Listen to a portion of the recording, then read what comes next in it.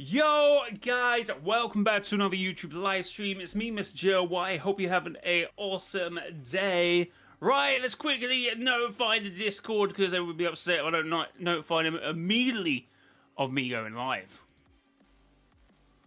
Turn that on. Alright, red cube currently I believe is still moving until another 20 or so minutes I believe, and then it stops for a while, doesn't it? Hey, how's it going? Welcome to the stream. How's it going, Dr. Doom? How's it going?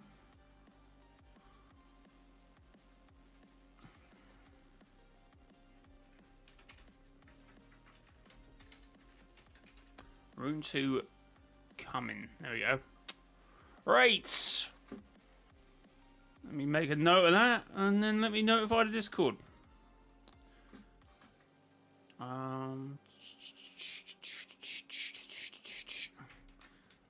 Everyone. Alright, how far are we away from this? I don't know, we might have already missed it, might we? Genius, how's it going? What do you mean? What do you mean?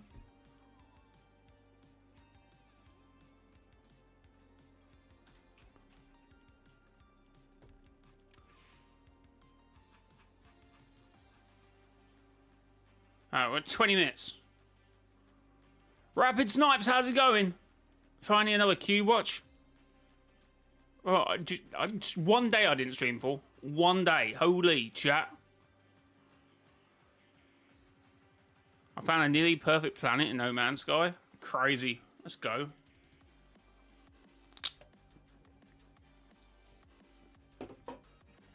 W's.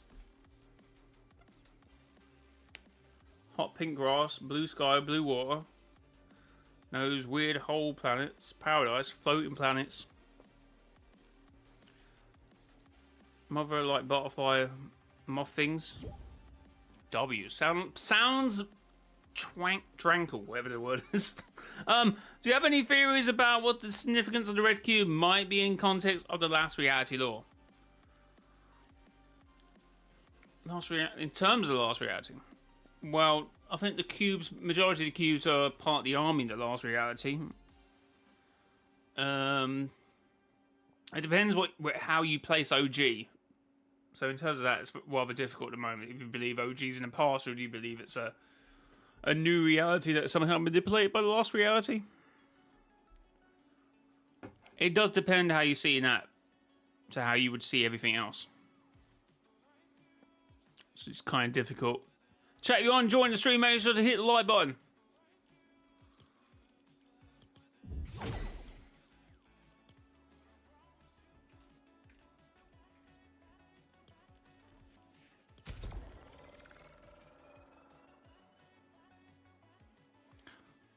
Yeah, that's actually pretty soon. Oh, alright, we've got one game. We've probably got enough for one game. Right, the code is Mr. Joy, as it normally is, I presume. Yeah. Right. Oh god, what are we doing here? What's my chat?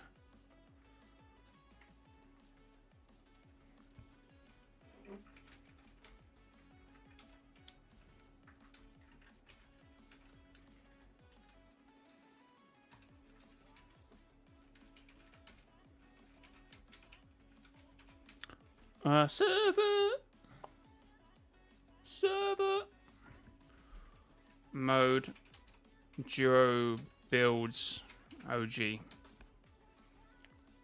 no, we don't need. Only 2, I believe. Alright, we're gonna ready up pretty quickly for this one because we've got to skip out again. Essentially, chat on 7 likes. Make sure to hit the like button. Let's get it to a quick 10 likes. All right, I'm ready up on 2.5 minutes maybe here.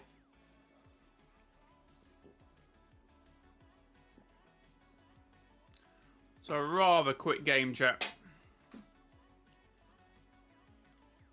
Matt Shadow, how's it going?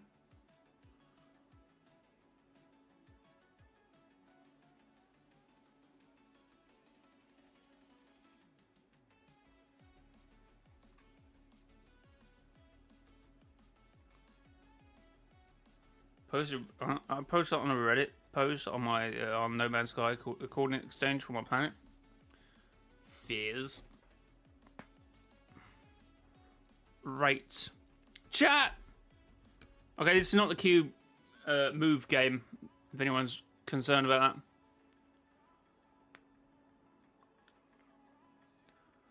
But we just want to quickly ready up for this game, have a little look, and then back out ready for the actual move.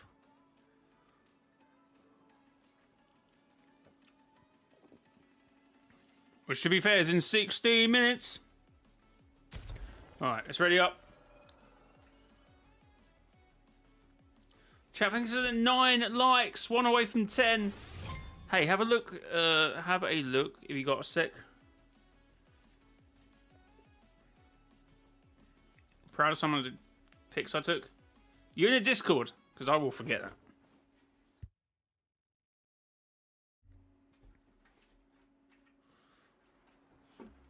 Just come in to say hi, but now we'll go have a great stream. Thank you, River. Appreciate it. Have a great rest of your day. Or evening. Beams.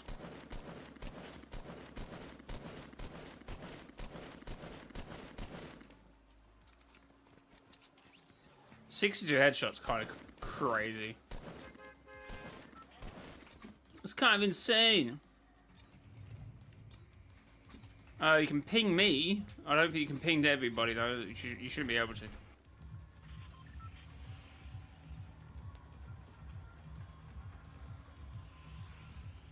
That cube has been on the move. Holy! I think last time we were in game, it was here.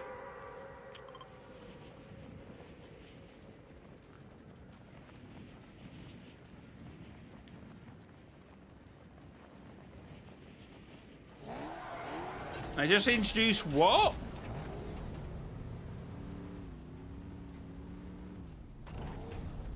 Oh, it's screw what that is. Oh my god, bouncy! The cube is still bouncy, chat. Confirm.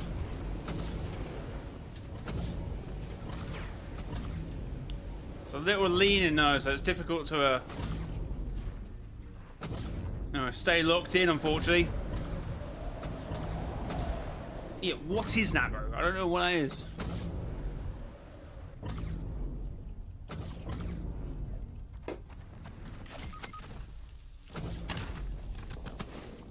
Okay, how did I take full damage there, by the way?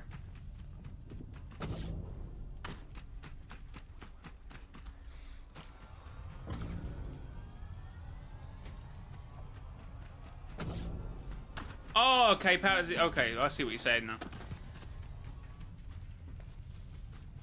Yeah, can't have kids on phones all day, you know? Tenny, how's it going? Welcome to the stream. Hello, hello.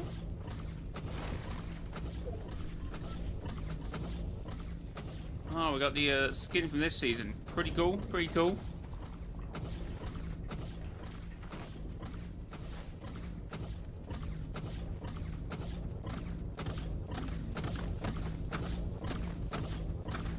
What are you doing, bro? What are we doing? Okay, we want it back out in a minute. Even though we kind of got a zone, but we might not get next. I know we want to be in Storm for the rune flip. Chat, 13 likes. Make sure to hit the like button. I've done absolutely nothing all day, so what's better to do than stare at cube for hours? I've had a rather productive day. Went to work. Went out for a run. Anything else? Set up some talking points for today's stream.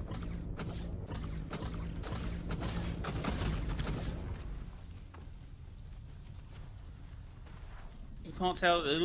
It's just you can't tell the time, which makes every lesson feel like 2 hours. Do you not have a wall clock on in the class? Does that not make everything feel hours anyway? Clock watching? I feel like that would feel worse. Just keep looking at a clock. Most don't. What? What's up? What's happened to schools nowadays? What's happened to schools, bro?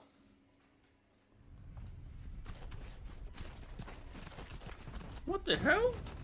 Chat, thanks for the 13 likes. Let's get these likes up. We're gonna X out this game, by the way. This will not be the cube flip one. If anyone wants to join for the next game. Oh no, it will be a quick queue, so be on you know, be on high alert.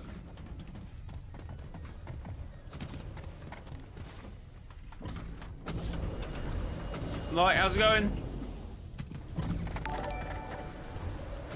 Yo, what's that? Thanks for the sub. Dr. Doom. I'm presuming you're Dr. Doom in chat. That would make sense.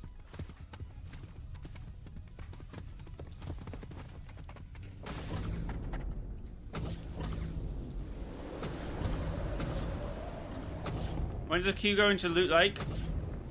A few days. A few days. A week, no? Because every rune, and then so after this flip, it will stop for 24 hours, I presume, like it did the last one.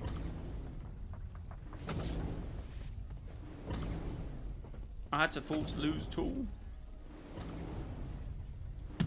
I was in Cypher PK's video yesterday, and Nick A30 killed me. Crazy. What were they doing? Actually, we're going to talk about them too.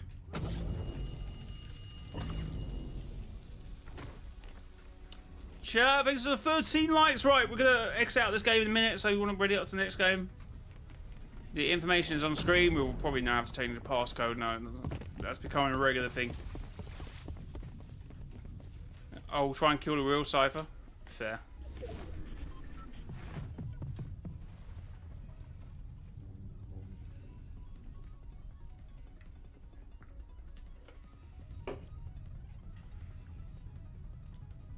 Have I been timed out? Don't think so. Alright. Okay, ready up for another game, because I think the zone was alright there, but we're, you know, let's get a few more people in. Why not?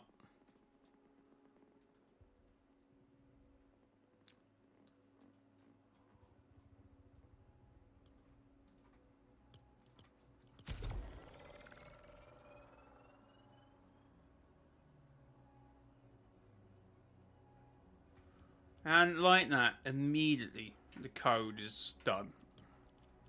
That never used to be. When I first had a creator code, I didn't have to change it every other game.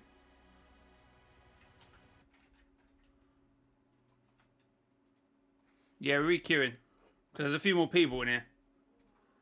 And this is so. This is the only. This is the only flip of the day of the night, by the way.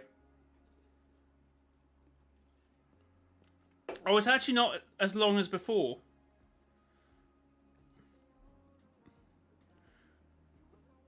So this is the only flip of the night, chat. Corruption, how's it going? Has the community got a name for the red cube? I mean, I think Revan is probably the actual name and the official name. Started streaming right when I got home. Cypher and Nick have betrayed Fortnite. Saffron. Any name's good. I still love Daniel. Fair. Right, this is a quick queue. If you want to get involved, the code is on screen, and I haven't pinned it. Sorry. There you go. The code is on screen. In the pinned comments. Yeah, guys, if you do buy anything at the Fortnite item shop, consider using credit code mrjayowhy. In the Fortnite item shop. Thank you to anyone who's using my code. I do appreciate it. We've got some new emotes. We've got Song 2. And Shake Ah. And a new... Is this a new skin? Taco time. It's not my taco time. Alright, guys, you want to ready up? Get involved in this game. Scroll down. Make sure to put in the custom key, which is Mr. Joy at 1. Make sure you're on Europe servers.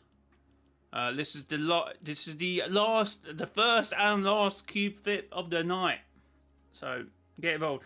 My friend group on Discord named the red cube after me, but I'm still calling it Ribbon. They call it Matt Does Minecraft? It's so funny how song 2 is the only popular Blur song in America. Oh yeah, okay, I know the song now. God.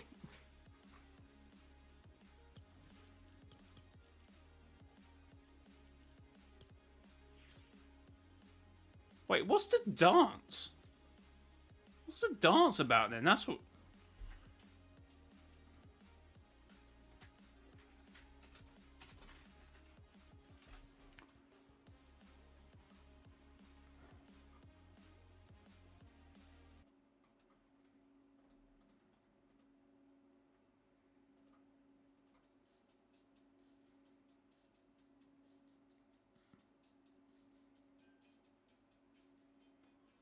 What is the dance about?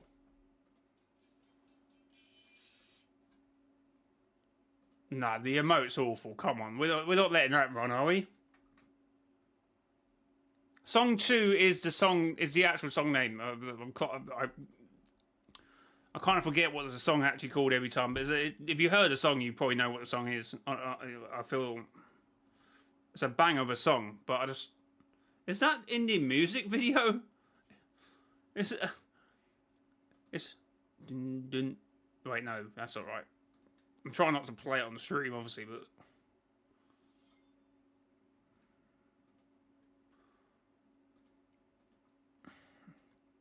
look up. I'm sure you know which one it is.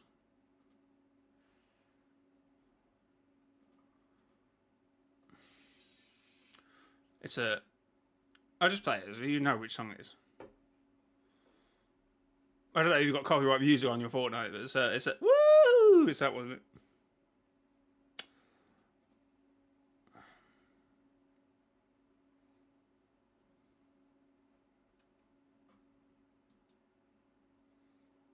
Yeah, someone on I kind of get what they were saying. I kind of get their side of the argument, but someone was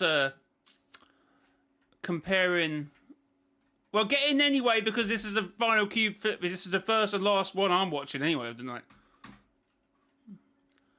But someone was comparing, obviously, Miku with Gorillas, and I get it. But I feel like as some band-wise, I feel a lot different with Gorillas because obviously, you know, they still have that band essence when there's two guys or one guy doing all the stuff right in, which they do for Miku, but obviously Miku is other producers using the vocalizers from the set, which I kind of get. But then I'm like, if you're comparing the whole of Gorilla catalog with obviously the rest of thingy stuff with Blur, I don't think the two artists are all the. It's not really an artist, is it? I don't think the two are comparable. But I kind of get what they were saying in their analogy of the situation. Oh my god, I am down early.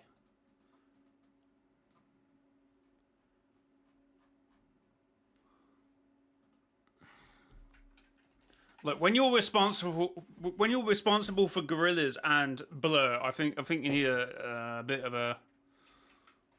I don't think Miku can get one over you. You know what I mean? I'm sorry, Miku fans. Gorillaz is two people, but there's also producers and multiple. It's two main people, but it is also quite a few others.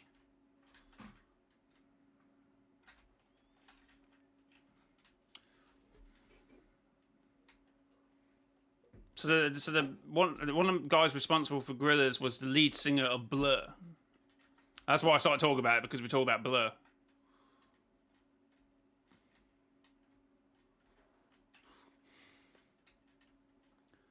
Yeah, but I understand the artists and the producers that take Miku on. I kind of get the argument when you try to make a case for. I just feel like I like the idea of a band, of an artist and of a group, and that's why I would just. When people in Fortnite trying to, maybe we shouldn't compare them because they are slightly different things. But in terms of Miku and Gorillaz, I'm just like, for me, Gorillaz is like conceptually I like more than Miku.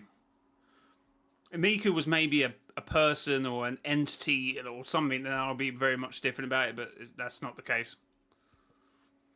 Obviously, the guys are kind of not real in a sense that they're different people behind each of the voices. So yeah, in that sense, I get it. But in terms of the feeling I have behind it is different. If that makes sense. I reckon it's probably going to go the other way, innit? How have we got a worse circle? We actually might be in Storm for this one. We would have been in Storm anyway if we stayed in the other game. Unless someone's still in the other game. I don't know. I don't think anyone will be in the other game. I don't think that bounce is going to stop it. It's obviously going this way.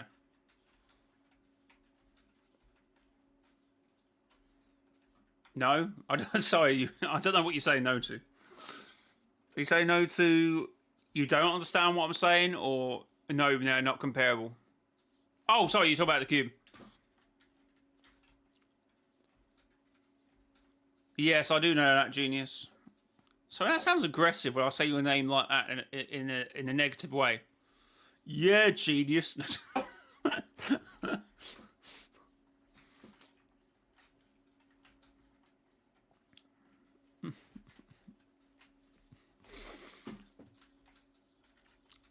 Alright, should be moving any second. And forming the rune as well.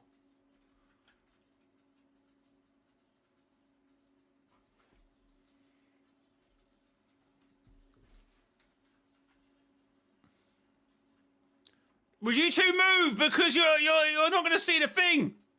Move! Move! You don't want to miss this flip. Yo! Let's go! W's. Holy. No, it's a good name to be fair. It's a good name. Right, there it is. It won't move for another 13 hours. And just in time for the storm too. Holy moly. I think the cube's still purple inside and outside is red because of corruption. But isn't purple corruption? I just think cubes can shift to different colours from different realms. I think each colour represents a realm or a spectral force. Like a spectral realm as well. Spirit realm. Corruption, energy, whatever.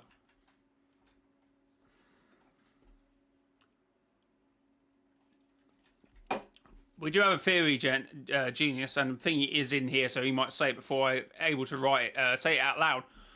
But we believe like gold is angelic, godlike as well. So purple is darkness, not corruption. Well, it is. We have called it corruption energy, and it is in like in this. The zombies are just called corruption. Maybe they might retcon that. Or not retcon that, give it more of a backstory to it. Alright, and there we have it. That is the last, that's the first one I've watched of the night, and it's the last one. GG's. Yeah, it won't move for another 12 hours and 45 minutes. As it makes the rune. Let's go into game, and we should be able to see it immediately in-game. In-game, in replays.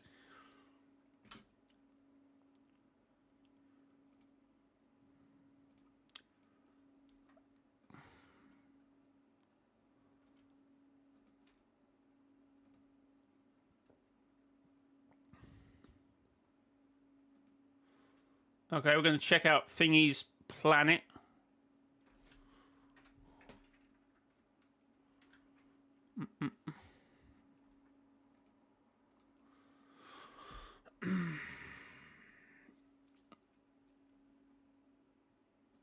So you discovered it, yeah?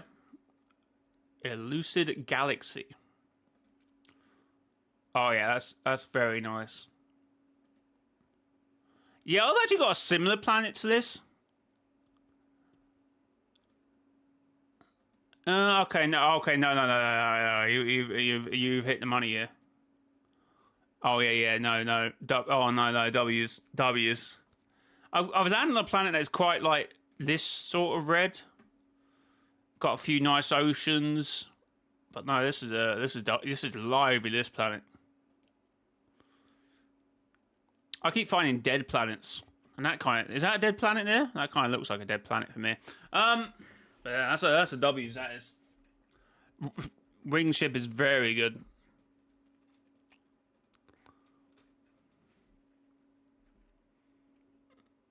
Unfortunately, your pick skills very nice. W's. I need to finish off my edit. I think I've got enough footage to make it into a video, but it keeps just I don't know. It's also how newbie I am. I don't like, but it is what it is.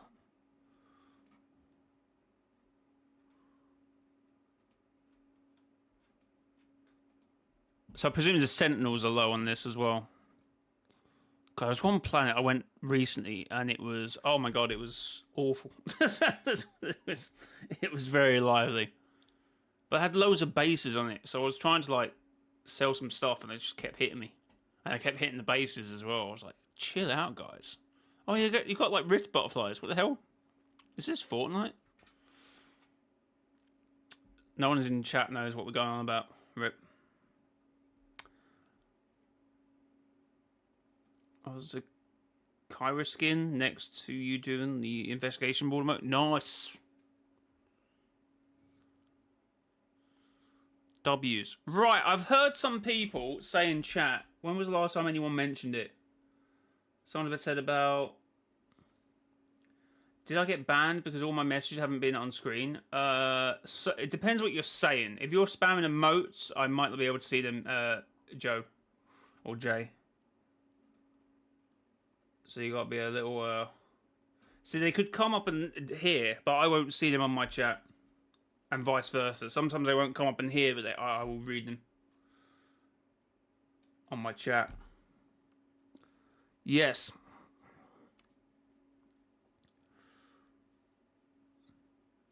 I'm trying to get up the. I did have some desktops. Where have they gone? Woo! Right, let me turn the music back on. I forgot I turned it off to listen to the blur track in the background. Have I closed it?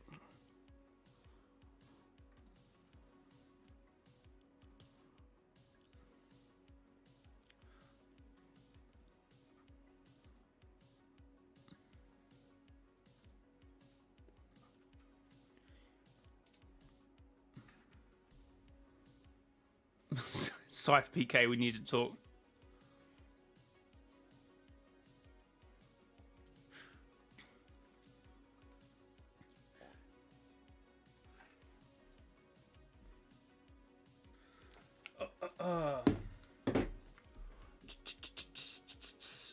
Cypher PK, we need to talk.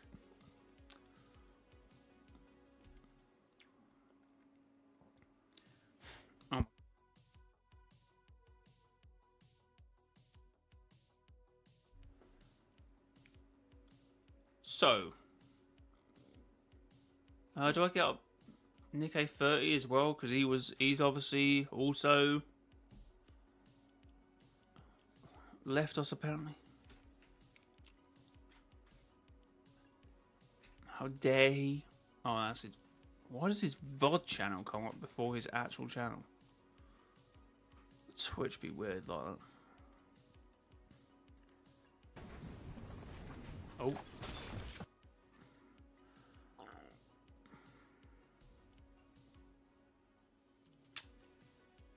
Got ads. What the cube is red because it's...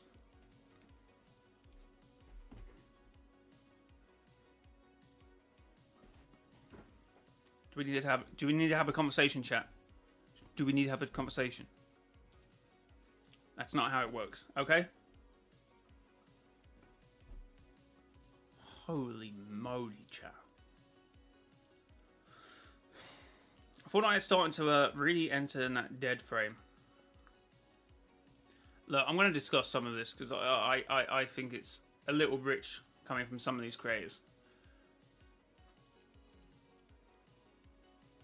So, do we need to have a conversation about Fortnite?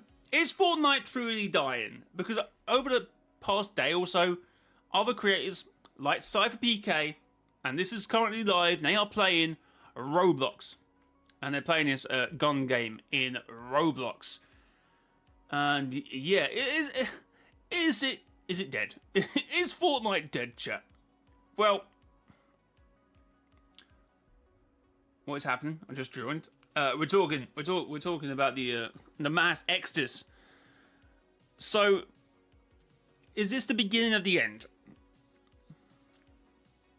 If I hear someone say, look, Battle Royale might be on the. Oh yeah, that's another thing I want to discuss. Cypher PK literally has done a video, and it did get some good, I guess, some like positive feedback on Twitter. And I'm not going to show the tweet because I would get my video banned. If you've seen the tweet, you've seen the tweet. But he obviously did a video a few days ago where he basically did Fortnite Battle Royale is dying. And I've done this video twice, in fact, recently, talking about how I believe that UEFN is the future for Fortnite, and how I believe that Battle Royale is a aging sort of game mode that many people don't really want to play, and it's not great for content on like a regular sort of I don't know, pattern, regular sort of content. Battle Royale regularly is okay. What's the word I'm looking for? Customer cube. It's a labor cube. Yeah, Battle Royale for content is very limiting. That's what I said. That's the word I'm looking for. Battle Royale, for the most part, is very limiting because it sometimes doesn't allow a lot of storytelling, and it's very rigid in terms of the content you can create on it. So there's that. But I've done this video twice, but it got a good response, to be fair. But yeah, currently he's playing Roblox, which is fair. All cards on the table. About 4 months back, I did consider setting up a third channel for a Roblox channel. I looked into it. I decided against it, and that was very much before. That was very much before all the other stuff that has happened, because that would be my crux of this whole conversation. It's not so much like, where are these content creators' heads at? Cypher PK, Nick A30, and maybe Typical Gamer. Like, it's one thing being around Fortnite where we had all the issues with the not the RMC, what are they called? The FNS, the FCA, the whatever they're called. You know, the people who sued Epic Games for $500 million in terms of their credit card payments and not have enough protection for kids. It's one thing being there when it's happening and trying to navigate, I guess, the issues and the content and what you say about it as a content creator in that scene. But for me, it's very weird and a little. I would very much question their decision making here. I'll go into Roblox when it's in its current state. Yes, it's got 40 million concurrent players. Yes, it's crazy. Like, literally, what the hell am I looking at here? What's this? Like, what is that? What is that? And it's like a lot of the time. It's like a lot of the talk and conversation about Fortnite recently has been a lot to do with UEFN, with the metaverse, and with Fortnite seemingly not knowing what direction they're going into. I think Fortnite does know what direction they're going into, and it's away from Battle Royale because it's struggling as a game mode in terms of the gaming space, not just Fortnite. So I would question. You see Roblox, you see Slap and the freaking guy, and you see all that talk, and you think, yeah, this is a game where I want to take my community to. Like, I don't know. Jay, stream lagging. You might have to refresh.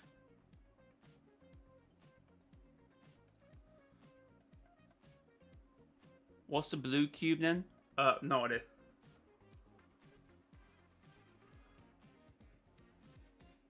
Like, everyone talks about Fortnite and their thumbnails, Fortnite and their thingy, and then they go to a game like Roblox, which is maybe I need to think of a bit of nuance, because Roblox was first, and that's very much is their space, and Fortnite's trying to not cater to it, but obviously trying to have a creator space, very much like Roblox.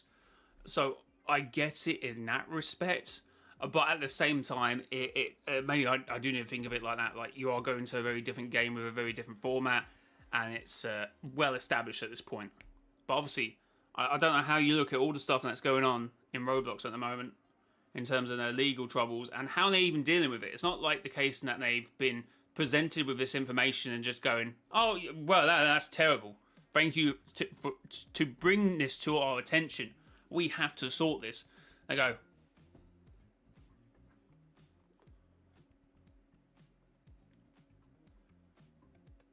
what? So, I don't know.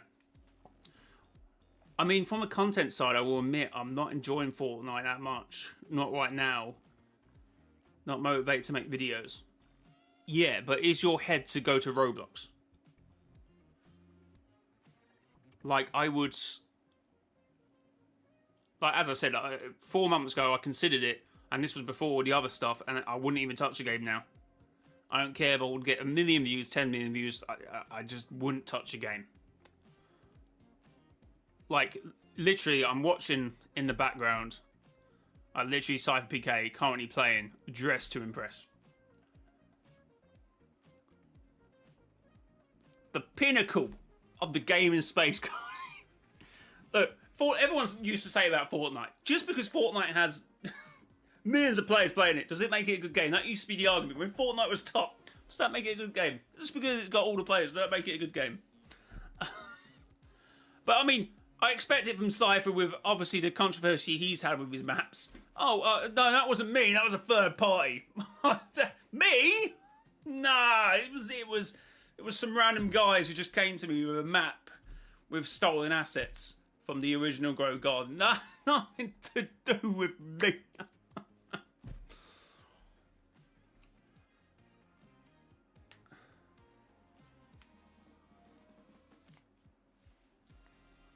Why are we talking about Cursed Armor and now Nigel Farage?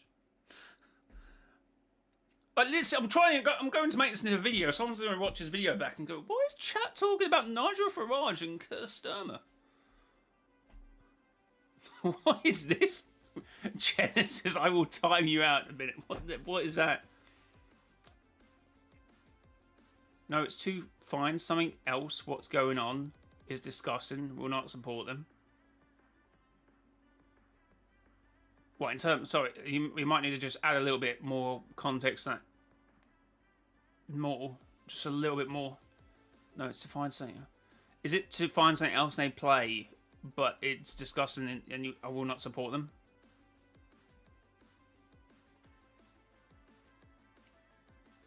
Okay. I get what you say. Hey guys, did you hear what's going on with the turtles?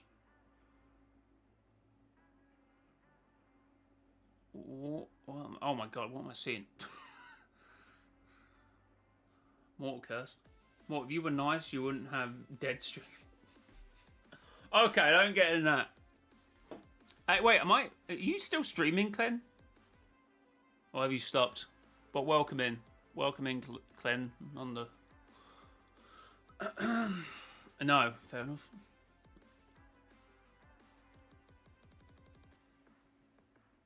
And look, I'm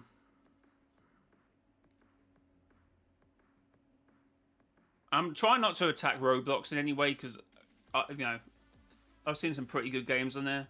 There's some pretty well-made games, and some of the changes I saw they made a couple days ago. I saw some clips about new processes they're putting in for developers, and it looks banging.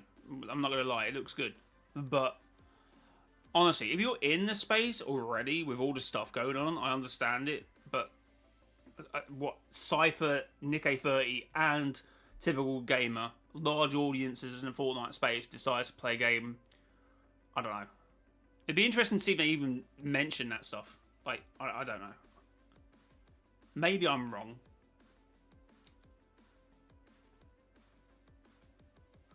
But, bro, Mortal, what the heck?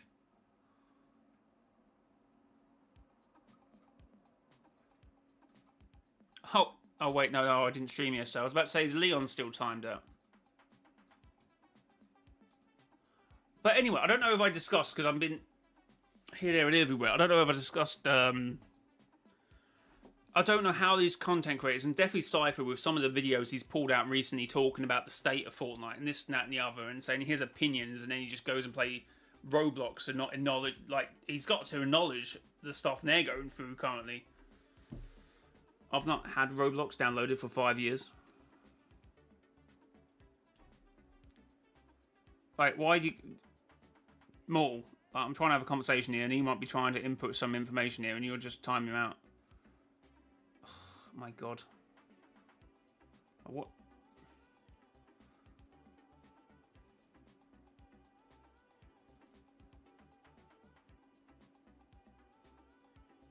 Look, Jay. Look at what? Okay, genius. That deserves a timeout for that one. You can look at Fortnite, see how easy it is to moderate this kind of stuff. Like, I really see weird, creepy stuff in Fortnite. I rarely see weird, creepy stuff in Fortnite, just AI slop. Yeah, like, we go at Fortnite for the AI slop. Well, certain creators do. I'm kind of a bit more on the fence about it. I do think sometimes, like, if I ever see an AI created thumbnail on a YouTube video, it instantly puts me off. But in terms of Fortnite, it's a bit... I understand why they're doing it. And it did turn out that brain rot map or whatever it was partially or percently used AI, and then it was... Because that's a style they're going for, because that's currently what's working in terms of clicks. But yeah... But when I keep seeing Roblox, I just see weird, creepy stuff. And as much as we give Fortnite a lot of trash because in their position currently, like people saying Roblox is this, Roblox is that, I don't know. I'm just... I don't know.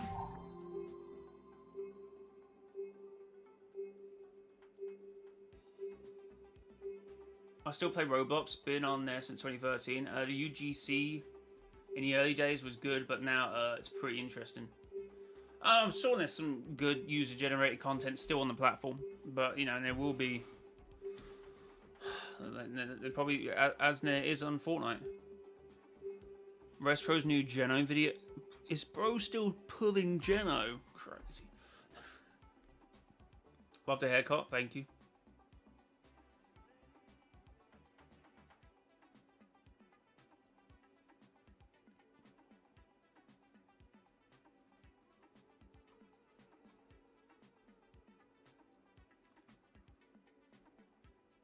There should be a rule against AI in Fortnite Creative. Well, Fortnite just implemented their whole AI help with their UEFX. No, sorry. Let me rewind back. They've implemented it into their Unreal Engine, I believe. Unreal Engine has an AI help to them to code now, I believe. Which they're working towards, but I don't think it's in UEFN yet. But I don't think they're completely against the use of AI in these thumbnails now, to some extent. I think they're completely ripped in terms of AI, and we can tell when it's partially used and when it's not. And I wish they didn't have that stupid closed Fortnite thing. But anyway.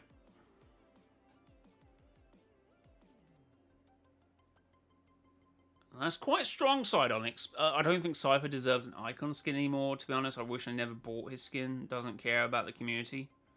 As long as he can make a quick buck. I know, literally a few days ago, he made a whole video about Fortnite Battle Royale is obviously dying, but in terms of the player base, and I mean, we've had that conversation several times on the channel. I mean, we only had a stream with Pro Zero, Clark, and Loot Station talk about the exact same thing, and not jumping down the rabbit hole of going, Fortnite's dying.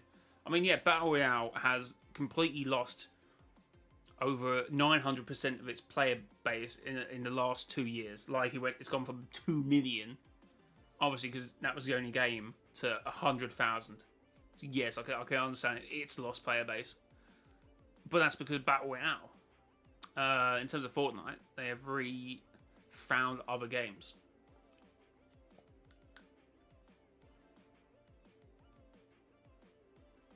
I will say Cypher's game One of Us. Isn't that the one that you get? You start in 4 different corners, and each time you eliminate a player, they join your team. I wanted that for a Battle Royale game. I had that idea about 4 years ago. I should have a game where you pick up people's reboot cards, or when reboot cards were first thing, and that you would reboot them on your team.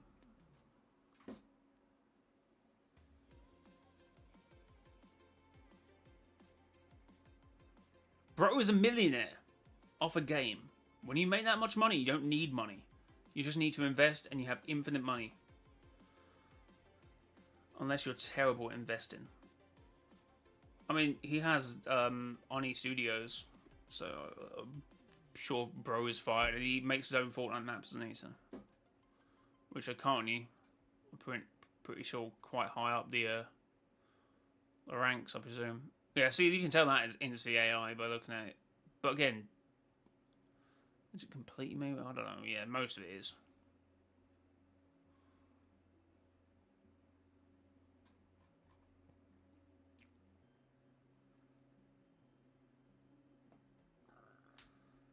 How do you feel about Chapter 7 went back to its roots? The same old Chapter 1 style, but a new map, going back to simplicity, not just the OG map. Yeah, and then you go back to more of a weapon-based game, and also mobility needs to be cut in half. I'm surprised people like Nick A30 and TG haven't played and switched to Roblox already, but I guess Nick finally feels freedom of another game now. The whole argument about freedom of another game, I had this conundrum like a year ago, maybe even 6 months ago. I actually came to the conclusion that it's all in your head. Because you're still playing a game you like. It's nothing to do with freedom as much. It's like you either have a cyan type relationship with the game where you love it to the point that you end up hating it, or you end up thinking very logically about the scenario and you just leave the game or start playing other games.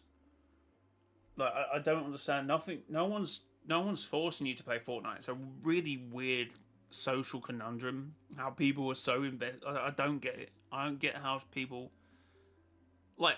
Yeah, I've played Fortnite a lot, and I can think, oh, maybe I should have played other games. But at the same time, I didn't, because I enjoyed playing Fortnite. And then I can retrospectively go, God, imagine when that game was released back in 2024, and I played more of that game.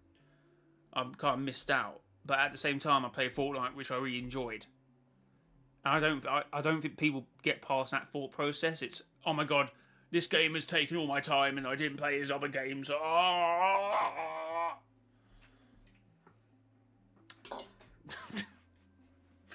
That's how it is. Have you seen Restro's new video? No.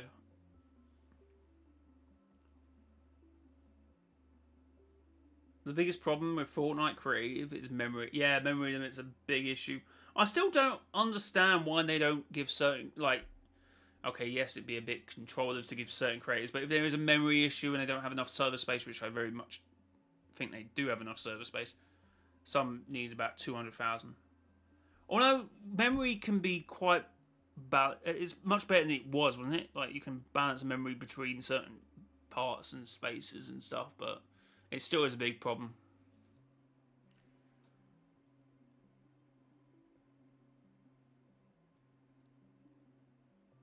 Aaron, how's it going? Hey, Miss J, did you see what I said? Where? Previous comment? I might have missed it. If they made an adventure RPG game, put all the lore characters in, and made a BR side mode, the numbers would go up. Yeah, but that was my initial sort of thing. I don't know how far I went into the conversation, but that's the problem with Battle Royale. It is limiting in terms of content and in terms of playing the game.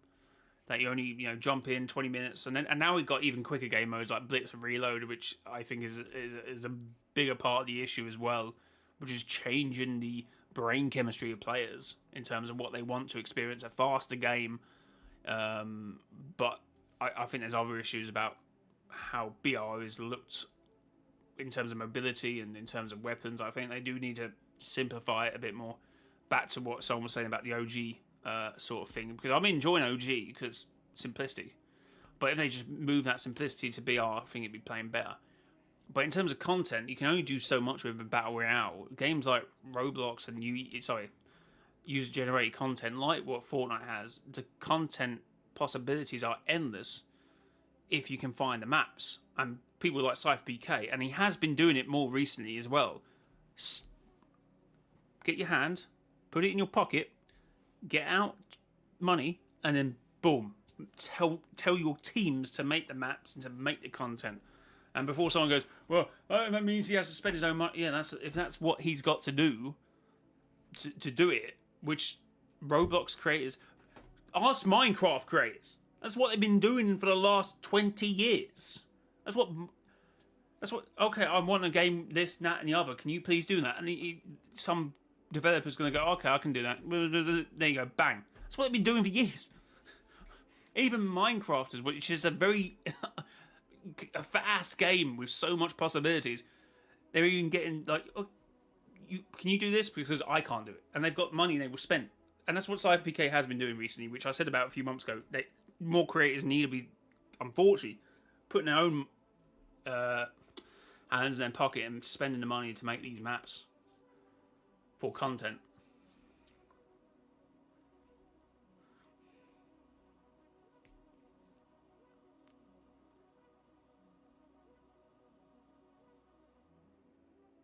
Hey, I'll repeat it then. Hey, Mr. J, I had some major internet setbacks today, but I somehow was able to get the Cube video up. Nice! Gotta get that content out. Game fell off with the ridiculous and constant collabs, loss of art style, loss of identity, a loss of simplicity, loss of care for the community. I'd somewhat disagree. Storyline maybe here and there and everywhere. Collabs have been too constant. Art style, I would, in terms of like the main game, in terms of like user generated content, that's difficult. That's up to there. But there is still a very much an art style to Fortnite. There is still very much a community. Like, there's another point about this whole thing about moving to Roblox. Like, what do Fortnite have to do after the absolute great FNCS we had at the weekend? They had some major announcement for competitive in 2026 and really good signs. And that is, and Fortnite has been given some good details. There's some details you won't like. There's millions of players to keep happy, and some of them won't be happy. But I would disagree with community. I think they have been working at it, and you ain't gonna like some stuff. That is the way for some things. But yeah, we've just had this good announcement, then they still go to Roblox, which have had their own issues, and I don't know. Main BR needs a better mid-game and lower bots to pick back up. They need to add more stuff that's more rewarding, get higher tier loot. Is still way too easy. I mean, things we have brought up on the channel before. I think the gameplay loop for this season, and at least for Lawless, was better than it has been. But yeah, and there's still some way off. For Star Wars, it was non-existent, so there was no gameplay loop for Star Wars. Maybe I need a reset. Maybe that's what OG is for. What? That's still another 8 months away now. Unless they do something with Season 6, obviously. Is Soxy in Fortnite in a kind of state, or players in a state of mind like this right now, especially during what feels like the story peak? But to be fair, I haven't played BR since for Season. Yeah, I mean, as I say, I think the story is actually in a good place, but there has been some inconsistencies. But it's a good season. It's just people aren't playing.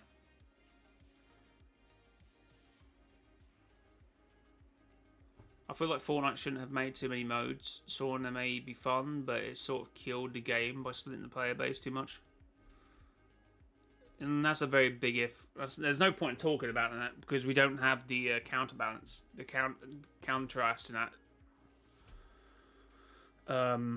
Do we? We don't. We have the contrast, which would be a world where Fortnite stayed a battle royale. Like they could have still lost numbers, and that would have been hit worse. Like people wouldn't stay in the game to play the other game modes; they would have just left. So we would be down to 100,000 concurrent players. Probably there would have been more staying, so probably we would have been like 400,000, but likes.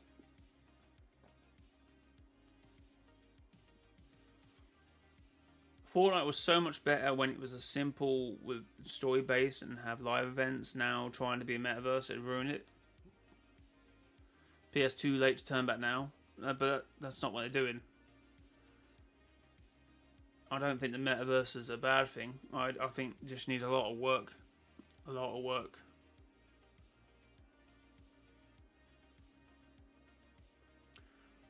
They should have made UEFN Creative make an entire different mode. Well, that's what they're trying to do. With the thin client. Whenever that gets released. Which it should be tomorrow, no? But BL's Battle Royale would be a big issue.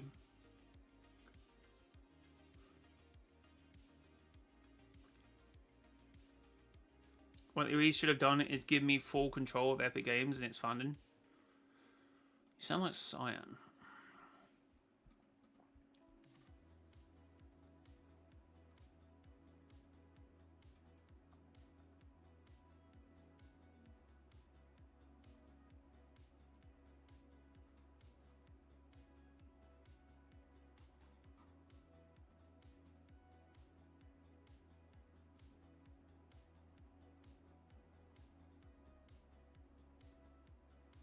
I'm saying that metaverse was bad, it's just what people are doing with it. Oh, yeah, no, that's what I'm saying. That's what I'm saying.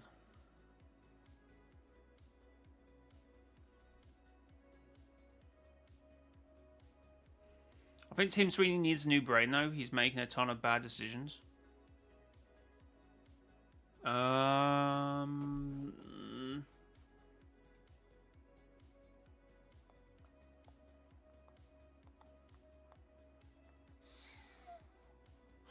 I think he's made more right decisions than wrong decisions.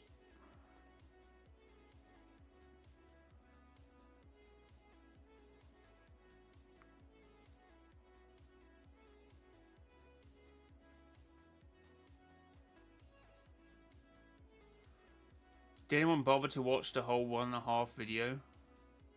The 1.5 hour video? Yeah, I skimmed through quite a lot of it. It's just a lot of ramblings, unfortunately, about things we have addressed. I don't like his narrative, how he sort of portrays that no one else is mentioning this stuff, and he's like some sort of white knight.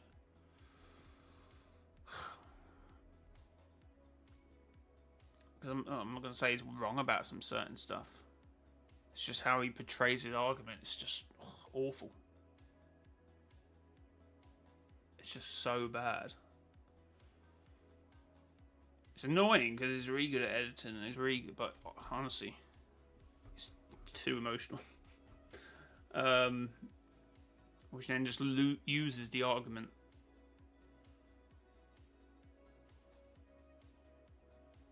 What I love about chapter 2, and they kept it simplistic. Simplicity?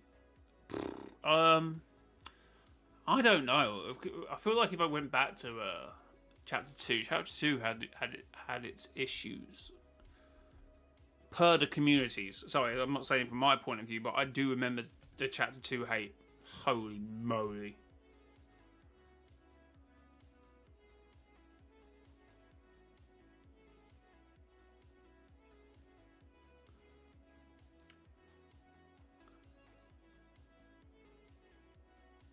I never hated chapter 2. I'm not saying you didn't. I'm just saying that chapter 2 wasn't as greatly received at a time what people think it was.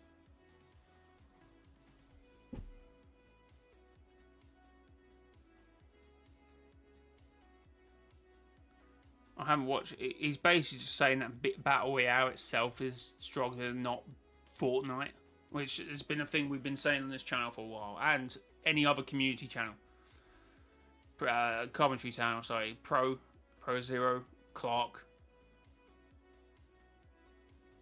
Leo, any other channel you want to pick up of.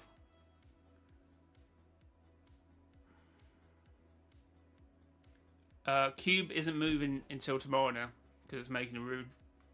It's taking a break. Fortnite is not dying. The 9-year-old army just went back to school. And probably people went back to work. Not gonna lie, Battle Royale was fun for only one game. I think it's a bit more fun for that.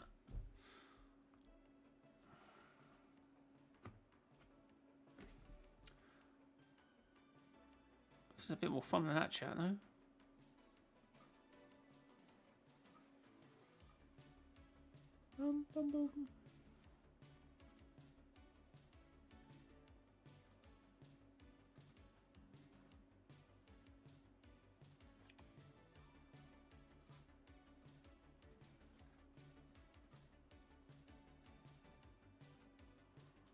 Chat, thanks for 23 likes.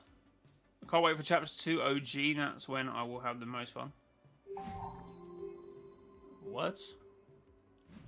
Chapter 2 OG. Oh, sorry. Yeah. Sorry, I see what you said.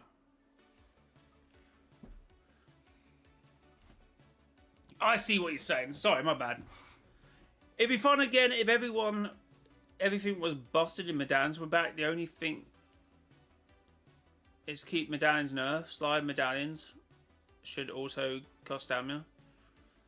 I don't know. I think there's both. I understand both sides of the argument with medallions. Fortnite is not dying. It's just a lot of game modes, a lot of creative maps. BR people and the players are just into a transition phase. Sorry. Yeah, it's something we've been saying. I mean, Battle Royale is still pulling about 400,000 or 500,000 altogether, isn't it? Anthony Gaming UK, how's it going? My console was having issues during Chapter 3 Season 2, like the Christmas event in Chapter 4 Season 1. Thankfully, I got my console fixed during Chapter 4 Season 1. Love that season. Was Chapter 3 Season 2 4 good? Yeah, pretty alright. What, Paradise, Vibing, and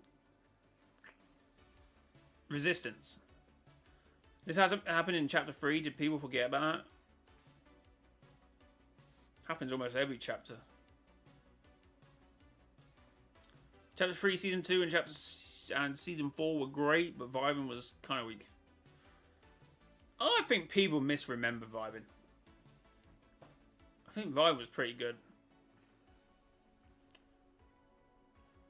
Lit Dragon Ball Revive Fortnite battling.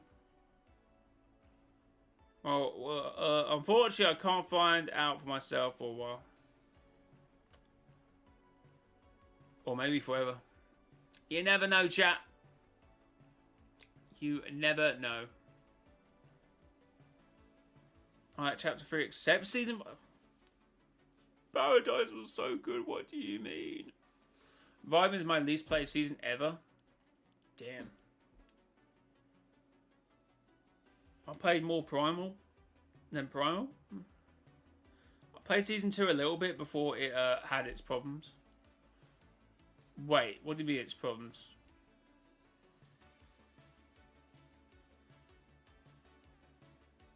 What do you mean problems? Oh, my console. So yeah. Fair enough. Fair enough. No, I get that.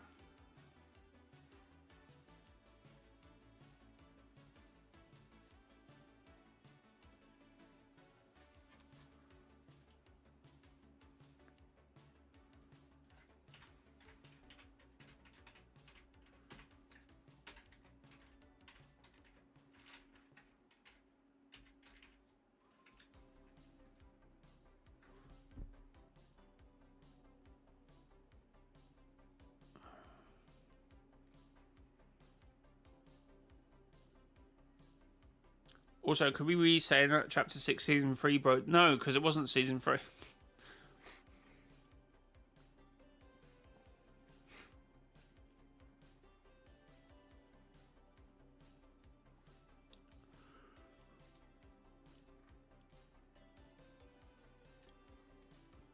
Holy.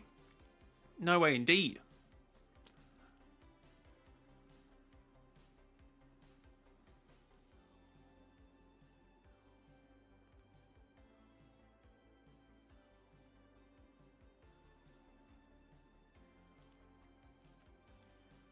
We all look back on it with so much nostalgia. At least I missed it. I mean, at the time, I liked chapter 5, season 3. I mean, I liked chapter 5. I didn't really mind it.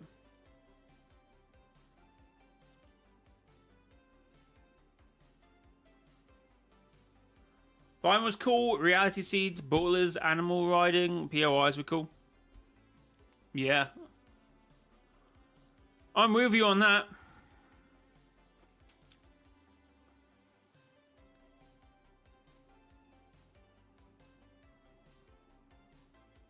Chapter 5, Season 3 is questionable, and there's two sides to it. It's not universally liked, and I think the fact that Rhett's changes to cars are still ruining the Zero build makes me dislike it more every day. I kind of see where you call it. As I said, I think cars need to go. I actually think that, I've said it before. I think cars need to go. Cars need to go. Cars need to go.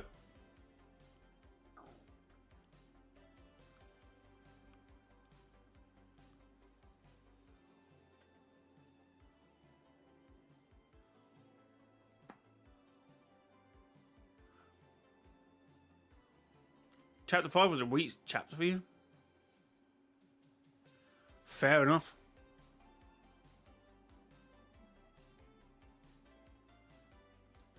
The Dark Presence is supposed to be the villain of all chapter 7, so it'll probably be revealed to be Geno. I mean, fair enough, but honestly, it makes no sense to be Geno. I mean, I get some of the thingies. I do get them because I've seen them myself, but at the same time, if Geno is the Dark Presence, then well, it's been nice knowing the nothing.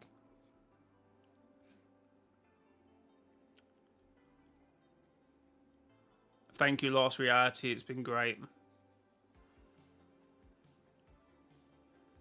We've had this discussion before. I just find if Geno is the Dark Presence and the whole Shapeless Man arc, and somehow he's controlling the cubes, why do you need the Last Reality and why do you need the Nothing? Them two characters are dead. Dead in the water, in my opinion, if Geno is... Nah. I could see how the Last Reality and Nothing will work alongside Geno in a different capacity. But I just think he'd be too similar. Yeah, I was just like... Yeah, but if that's the case, then the last... I just don't get... Then Geno's just a pawn? All that for Geno to be a pawn? Crazy. I just, in that respect, I just can't see anything more than Geno just being... I don't know.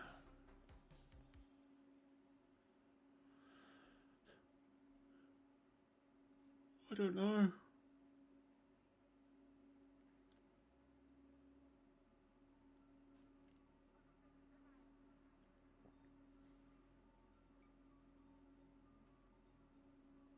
I would love a modern Geno skin. I would just love a Geno skin.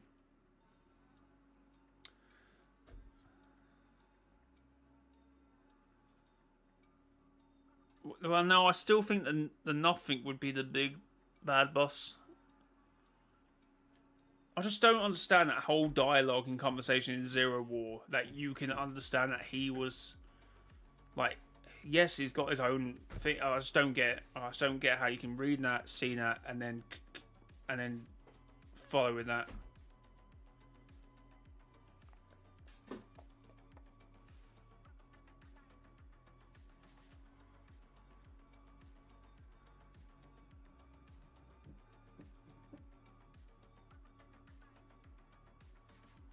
Yeah, but it's not Geno, no, is it? It's technically just not Geno.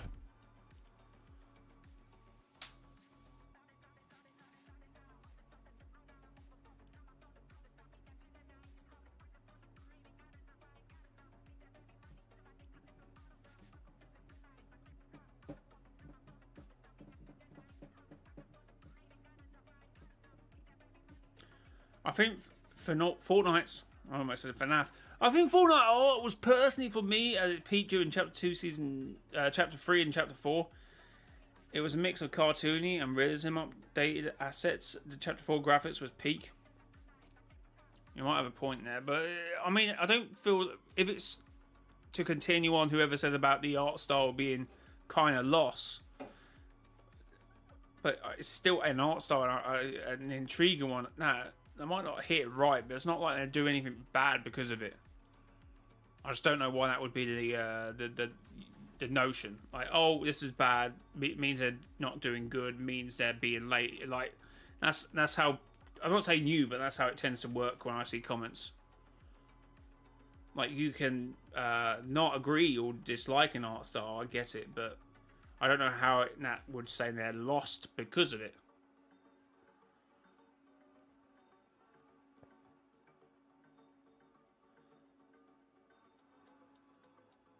But no, I agree. Chapter 4 was very good.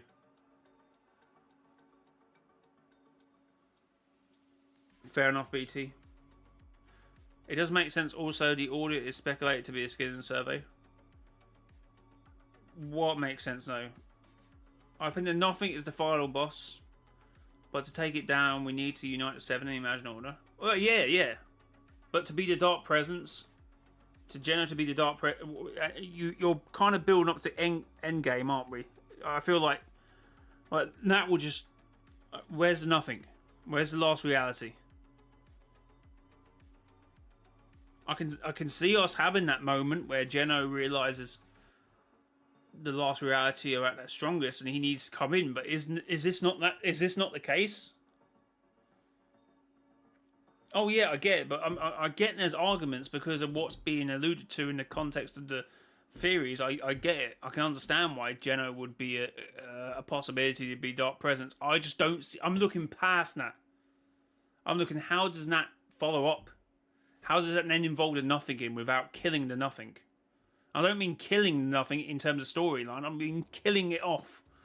Like, if we had a meeting, it's like, okay, so we're going to go from Geno, and Geno's going to be the Dark Presence, and he's going to also be affected OG and with the cubes, and then he's going to be doing this, and then the Kraken was also Geno, and then we have the nothing. Yeah, what we're going to do with the nothing now? Oh, well, we're going to have to start that all over again.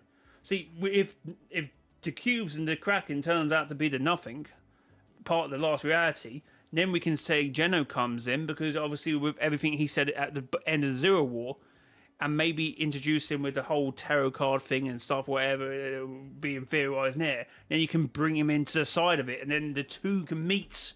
Because I do believe they're teasing the nothing and Geno at the same time, so they can intersect better, rather than having them one come in and then trying to have to follow up with the other one. I just don't know how they go with it in terms of introducing the nothing if the Dark Presence is Geno. That will just make Geno and the nothing too similar of a character. Unless it's the old theory that we used to have, or I used to have, that Geno somehow becomes a nothing. That is pent-up hate and frustration for Vayne Zero War turns him into the nothing. But I just feel like if we then try and introduce the nothing from Geno being the Dark Presence, we will have to start again. Like, we would have to start another narrative to set that up.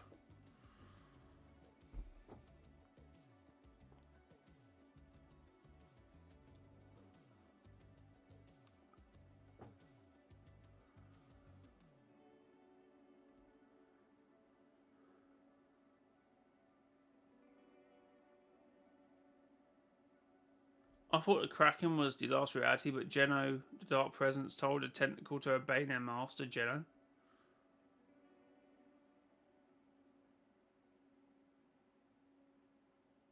What?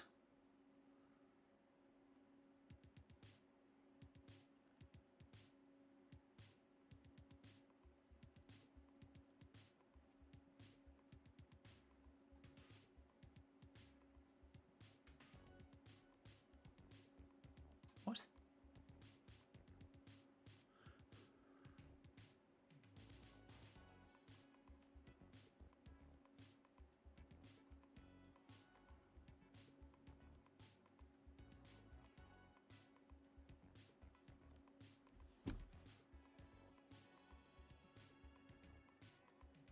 why would a tentacle sap Diego?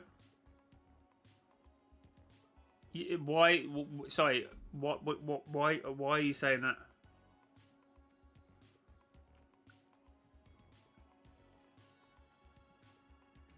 Because that makes him Geno or the nothing? What are we saying here?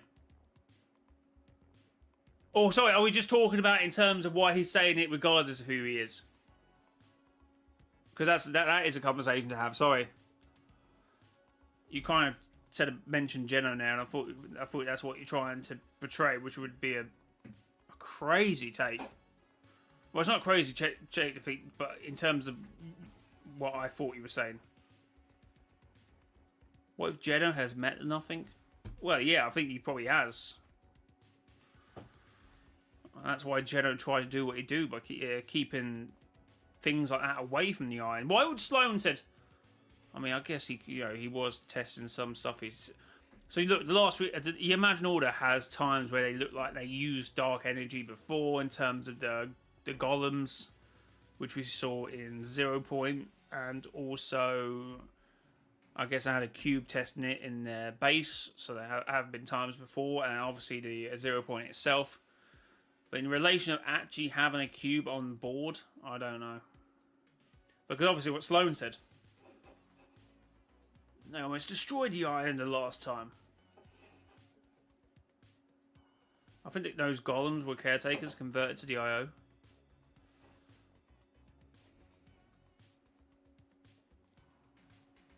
Well, if the Dark Presence is Geno, then I thought the Kraken event was him trying to team up with the Last Reality. But why? I get it, but why?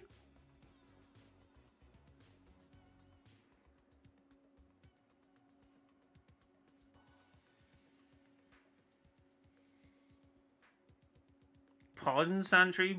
What thingy? Oh, here's something people don't talk about. What if we turn to a Chapter 5 style thing for Chapter 7? In terms of what?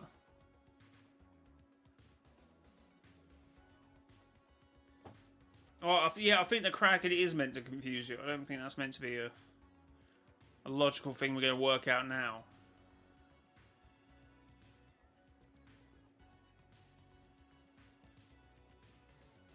Look, I'm just thinking, if the I've looked at the story. My thing is, if the Dark Presence is the nothing, then we can line up with the speculation of Geno being everything else, and they can use both sort of theoretically, both they can use the vehicle of everything to drive both characters in at the same point. But whatever. But for me, if the Dark Presence is Geno, it just makes it difficult to introduce the nothing. Like, what would the nothing be? The cubes? No. You've now assigned that to Geno. You've then assigned the Kraken to Geno. You've then assigned the Storm King to Geno. You've then assigned Diego to Geno. You've then assigned anything else in terms of nightmares and stuff with Raz things to Geno. Like, why would you need the nothing? That's what I'm saying. Why would you need the Last Reality? I just think if Geno's a nothing... Sorry, if Geno is the... Oh my god, hold on a minute. If Geno is the Dark Presence, I just think you killed a nothing. I just think you killed a nothing.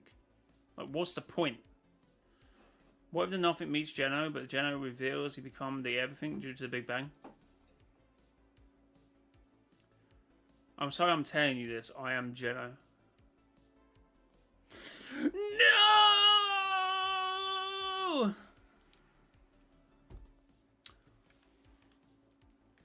How dare you?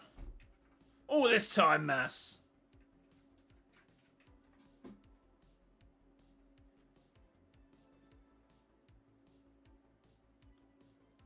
Like, I mean, what if we return to Bullet Drop and whatever style Chapter 5 had? I have a weird feeling that we're on course. We have a Norse theme. Or just in terms of the mythology they're using. I liked Bullet Drop.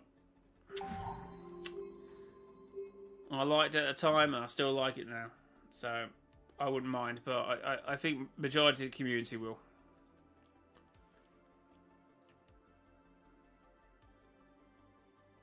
Okay, so we watch this then because you all talk. Let me get a drink first, and we come back to watch this because everyone's saying that. So, let me. I'll be back in a second.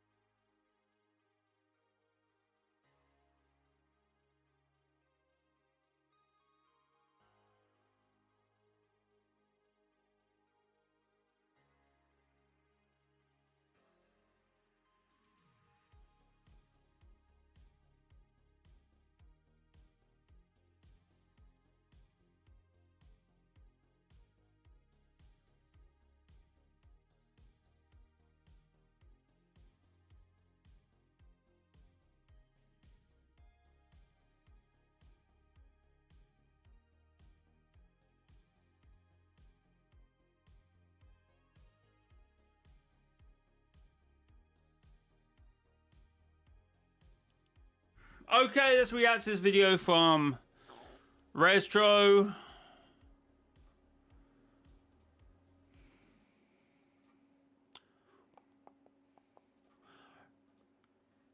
Oh. No. No. Towards the end of Chapter 6, Season 1, Demon Hunters. Holy moly! The Dark Presence. First mentioned by Daigo towards the end of Chapter 6, Season 1, Demon Hunters, the identity of the Dark Presence has been the greatest mystery of Chapter 6. However, over the course of the past 4 seasons, we've been receiving more information about the Dark Presence bit by bit that's slowly begun to give us a better idea of who is truly pulling all the strings in this chapter's storyline. So who is the Dark Presence? God, that means a puppeteer would also be associated with that. I have a theory as to who I believe could be this enigmatic villain, so sit back, relax, and let's bring to light the secret of the Dark Presence.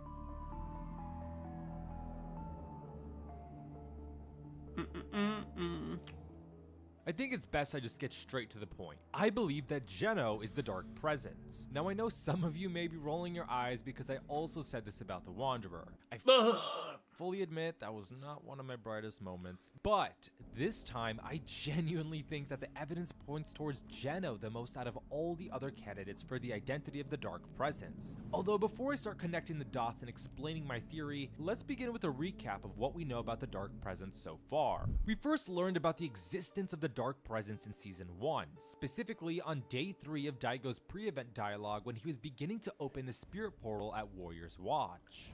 In his default dialogue, Daigo revealed that there was a powerful and malicious dark presence within the spirit realm. Malice. And as he continued to open the spirit portal over the following days, his connection to the realm strengthened. As a result, Daigo began hearing whispers from the dark presence, which revealed that the presence knew him, his family, and his entire bloodline, and that it I can hear its whispers. It knows me, my family, our bloodline. Yeah, but if you connect it, they're... Let's see what Geno... Let's see what Restro. Let's see what Restro says on Daigo Jeno. then discovered that Shogun X, the one who binded the Night Rose, was also binded himself by the Dark Presence. The discovery of the Dark Presence's existence within the spirit realm made Daigo change his plans. He would save Jade, but it wouldn't end there. He sought to confront the Dark Presence, and in his arrogance, Daigo decided he would face the darkness alone. Once he defeated Shogun X and freed his sister Jade, Daigo went into hiding. The outcome of their battle had destabilized the spirit portal, turning it golden, and upon visiting it, you were able to find Jade there and ask her about the spirit realm. Jade claimed that the spirit realm wasn't inherently evil, but there was a dark presence within it. It knew Jade, her family, and it wanted them too, but it especially wanted Daigo. She finished by saying the Because Daigo is a gullible guy. That's right. Dark Presence has the Zero Shard and wants to use it to take the island. In Season 2, we learned that Daigo's victory against the Shogunate not only freed his sister, but also the Night Rose, who was under bondage for many centuries. As it turns out, Night Rose was actually binded by Shogun X, who she referred to as the puppeteer all along. When you asked the Night Rose about the puppeteer, she revealed that she used to trust the Shogun. Long ago, Night Rose used to train Shogun X's forces to be fast, strong, and unstoppable. This proves that most, if not all, the demons in the spirit realm were actually good. But of course, that all changed when the Dark Presence arrived. Well, I think they're on the fence. I think they're balanced, chaotic balanced, I would say. Binded Shogun X, and then the Shogun betrayed Night Rose, binding her against her will for many centuries. Despite Night Rose being freed, things were still not looking good. Jade was terribly worried about Daigo. He'd gone completely off the grid, and ever since Daigo learned about the existence of the I don't know if he's going to come back to it, but obviously if he's saying about the Dark Presence knowing Jade, Kendo and Daigo and all their family and all their bloodline, and that's obviously the Thousand Faces. And that would better align, obviously, that would align with the whole Shattering War and the Fox Clan and all that stuff. Because obviously the masks used to use the presence. We don't know how long the Dark Presence has been in the spirit realm, so it could have been that long, or the time if we don't really know. But it would obviously better align if they know the presence of the masks and how dangerous and powerful they was. That would much better align with, an entity that isn't Jeno. Dark Presence within the spirit realm, he had become obsessed with it. Daigo believed that he could take on the darkness on his own, but Jade believed otherwise, and she turned out to be right. Over the course of the season, Daigo worked on carefully restoring the forbidden sinister mask from the Shattering War, and once he had succeeded, the mask activated and began whispering the name of the Demon King Asmodeus in Japanese.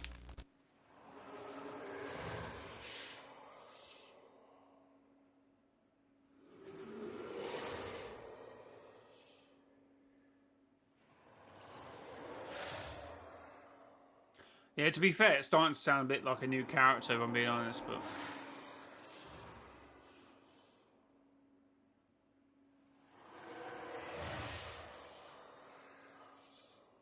The Sinister Mask was a crucial part of Daigo's plan, and at the end of Season 2, it helped Daigo to finally breach the Spirit Realm. Using all his magic and the Sinister Mask itself, he blasted the Spirit Portal with an immense amount of power. After he'd finally broken the barrier preventing humans from entering the Spirit Realm, Daigo betrayed Fletcher Kane as he left the wolf behind and sprinted into the portal to confront the Dark Presence. However, that singular decision cost him dearly. In the Daigo's Fate cinematic, we saw a flashback of Daigo in a trance within the spirit realm. As the camera panned around Daigo, we watched as he got corrupted by the Dark Presence. Although instead of seeing the actual Dark Presence, we saw a different variant of the puppeteer that had gold on it. Nonetheless, Daigo had fallen to the Dark Presence's thrall and was a puppeteer that had gold on it.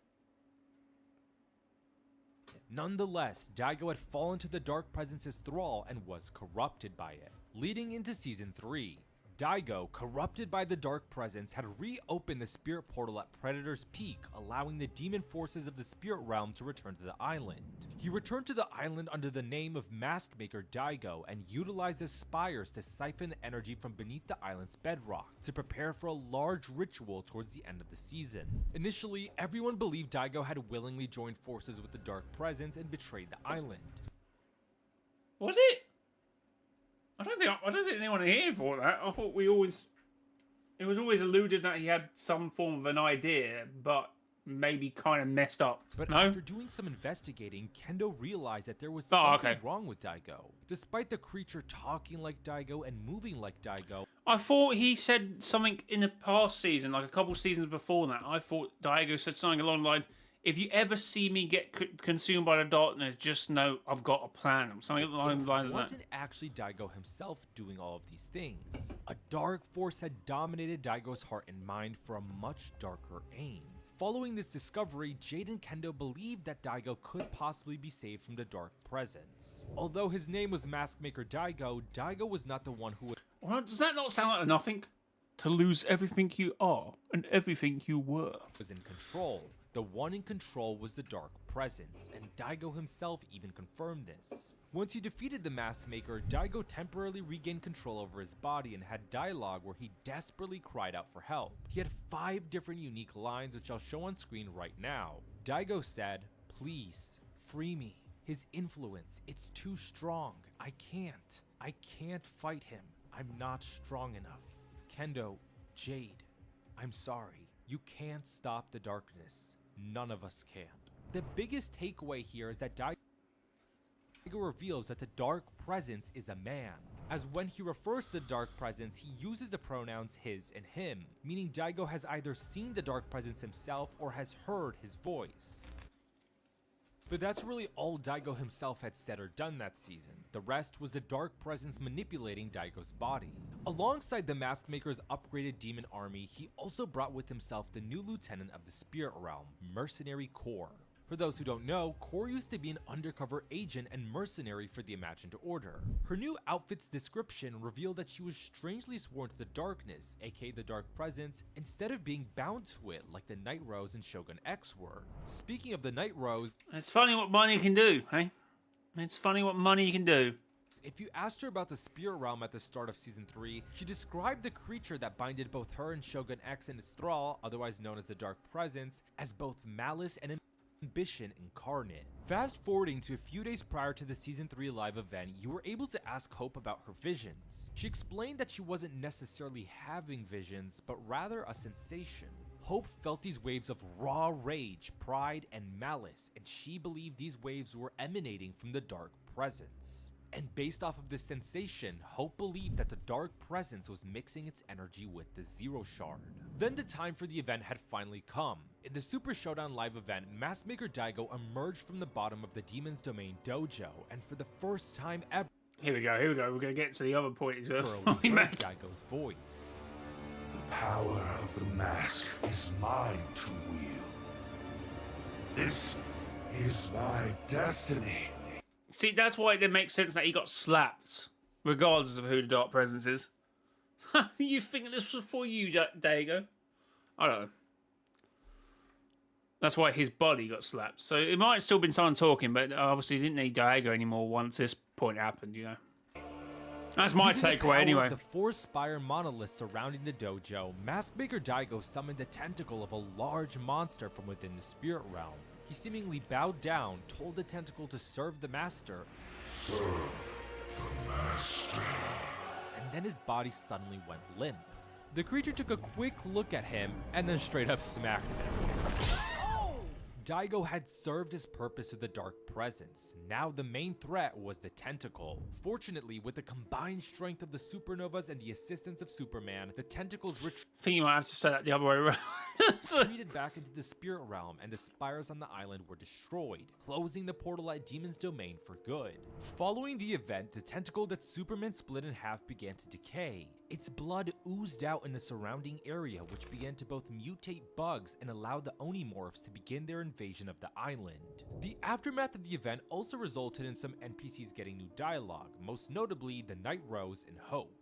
When you visited the Night Rose after the battle and asked her about the spirit realm, she said that we had repelled her former captor's attempt to invade the island for now. Night Rose continued by saying that the Dark Presence is deadly impatient when it chooses to be, but otherwise it's emotionally unpredictable and vicious. She finished by sharing her concern about the 0-point shard being in the hands of the Dark Presence and how she fears the consequences that would follow if it masters the shard. See, trying to line that to Geno is so difficult because it's like we know Geno. It would mean a complete character change in some of his. When he visited Hope after the battle and asked her about her visions again, Hope revealed that her sensations of the Dark Presence had suddenly grown weaker. She said that she had no idea who the Dark Presence is. All she knew was that it was waiting in the spirit realm and continuously growing more powerful. Hope knows that they'll need to face a Dark Presence eventually, but she's really unsure about whether they'll succeed in defeating it. You were also able to ask Hope about Daigo, and when you did, she explained how she finally pieced together what happened with Daigo and how it was a similar situation with both the Night Rose and Shogun X. Then Hope proceeded to get really concerned because if the Dark Presence was able to so easily corrupt Daigo, she wondered how they'd ever take the shard back. Lastly, in Season 4 so far, the Night Rose, Jade, and Daigo all have dialogue about the Spirit Realm, where they collectively revealed that the Dark Presence is trying to shatter the thin veil that separates the Spirit Realm and Oninoshima. Daigo describes this veil as a glass wall between the realms. The Dark Presence is essentially continuously slamming against this glass wall, and as a result of this, the cracks have continued to grow larger with every conflict involving the Spirit Realm. If you ask Daigo about the Dark Presence, he says that he was extremely arrogant and that arrogance nearly cost him everything. Daigo reveals that when he confronted the Dark Presence immediately reshaped Daigo into his plaything and referred to Daigo as his champion. Daigo admits he was a fool, but he's learned his lesson and he won't let the Dark Presence take him again. Just like at the end of Season 3, Hope continues to expand upon how her visions have weakened when you ask her about what's coming. Hope says that she's been painting the future but can't really make out what she's painting. All she knows is that the vibes are bad and The vibes are not good, chat. Now this actually Santa Claus. What are we saying in chat, by the way? What? Santa Claus? Homer Simpsons? she's really concerned about the fact that she can't see into the future this time. And when you ask her about the Spirit Realm, Hope once again doubles down that she doesn't know who the Dark Presence is. Not vibing. Saying that they need to bring the fight to whoever is causing all of this in the Spirit Realm. The crew currently don't know how to reliably get into the Spirit Realm and don't even know what truly awaits them on the other side. But Hope tries to lift up everyone's spirits by saying, when have insurmountable barriers stopped us before? With that being said, Hope and Jones are now currently studying a piece of the tentacle to figure out how they will infiltrate the Spirit Realm. And that concludes most of what we know about the Dark Presence so far. So now that we've finally gone over all of that, it's time to get into my Geno Dark Presence theory. Let's start off with one of the most interesting things about the Dark Presence, that being his knowledge about the family of mask makers. Back in Chapter 2 Season 5 0 Point, we learned from V that the old Fox clan was being hunted down by something old and bad, which I'm 99% sure was the Imagined Order. They were most likely going after the Fox clan's magical masks, which were very special because they allowed one to travel between realities at command once the power of the mask was harnessed. The Spirit Sibling's ancestor that created the ruinous masks of power was also the Fox clan's mask maker, so the old Fox clan probably were very close to both him and his family. But isn't...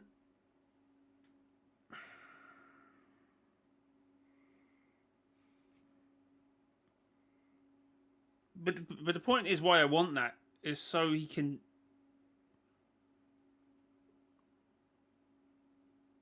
Where was what said?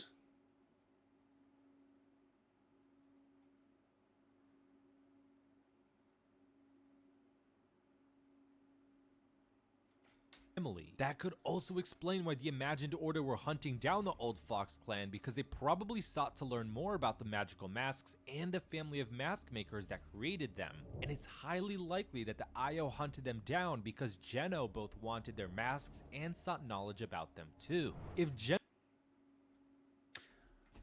Well, yeah, but then you could also look at the other way in terms of the, like, if you think it's to nothing, you could say, well, I know all the mask makers because you're tapping into that dark energy similar to what the cubes does, and similar to, because obviously that's what we initially thought as well, and it seems to correlate with what we're seeing develop again in OG.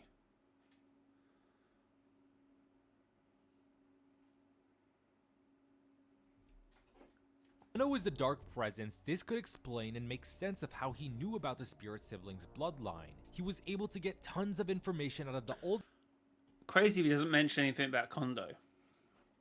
Because that would be another point Fox to Clan members about the mask makers, and that's why he especially wanted Daigo. Just like his ancestor, Daigo was arrogant and he knew how to create magical masks. Speaking of Daigo, in Season 3 he received a new outfit under the name of Mask Maker Daigo. People immediately went into Blender to see how he looks under his mask. When his original face was compared to the unmasked version of Mask Maker Daigo, you'll notice that his imperfections, such as his scar, had been removed, his skin turned more pale, and his eyes turned blue.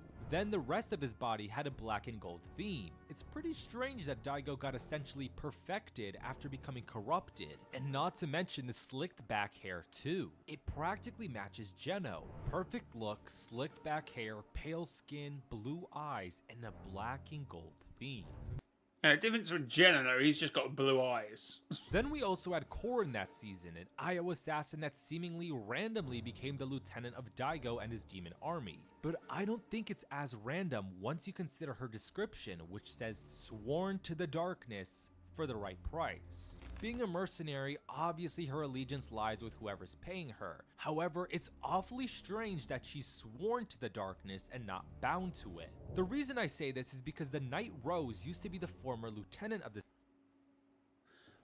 No, I thought he was going to say that because of the Oathbound thing. Spirit realm, and she was binded by Shogun X. But that's not the same case with Core, as she was simply sworn to the darkness. That darkness, of course, being the Dark Presence. And if the Dark Presence is Geno, that explains why Core's description says sworn to the darkness. The faction that requires its members to swear an oath to is the Imagined Order, and more specifically to Geno, since they're devoting their entire life to serve his ultimate vision of creating a world of perfect order. In Demon's Domain, there was also a symbol on the talismans that showed an eye and eyebrow that looked somewhat similar to Geno's eyes. I know this could totally be considered a stretch, but I still believe it's worth mentioning. When you asked the Knight Rose about the Spirit Realm at the beginning of Season 3, she described the Dark Presence as malice and ambition incarnate. I personally believe that both of these descriptions match Geno's character perfectly. For those who don't know, incarnate means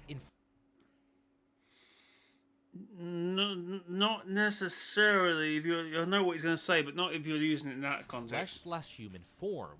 Not if you're using it. You could use that in any form. You could use that in any sort of context to a certain extent. You are power incarnated. You are something incarnate, but they're not using it to mean form of flesh. You can use it as a noun or a verb, or that doesn't necessarily mean that.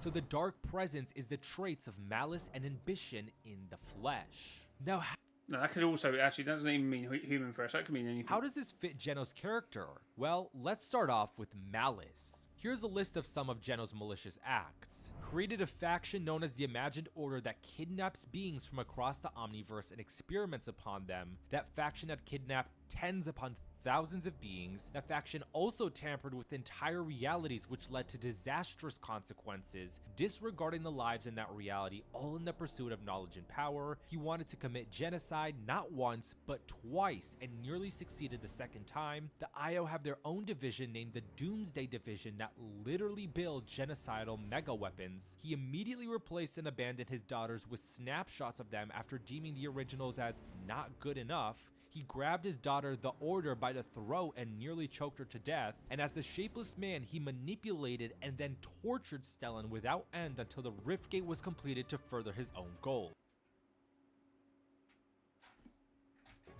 That's all of the malicious examples I could recall as of now. Geno was cold and Yeah, but then is he just not? I know he's saying it from the point of Geno, but he could half of these things to nothing.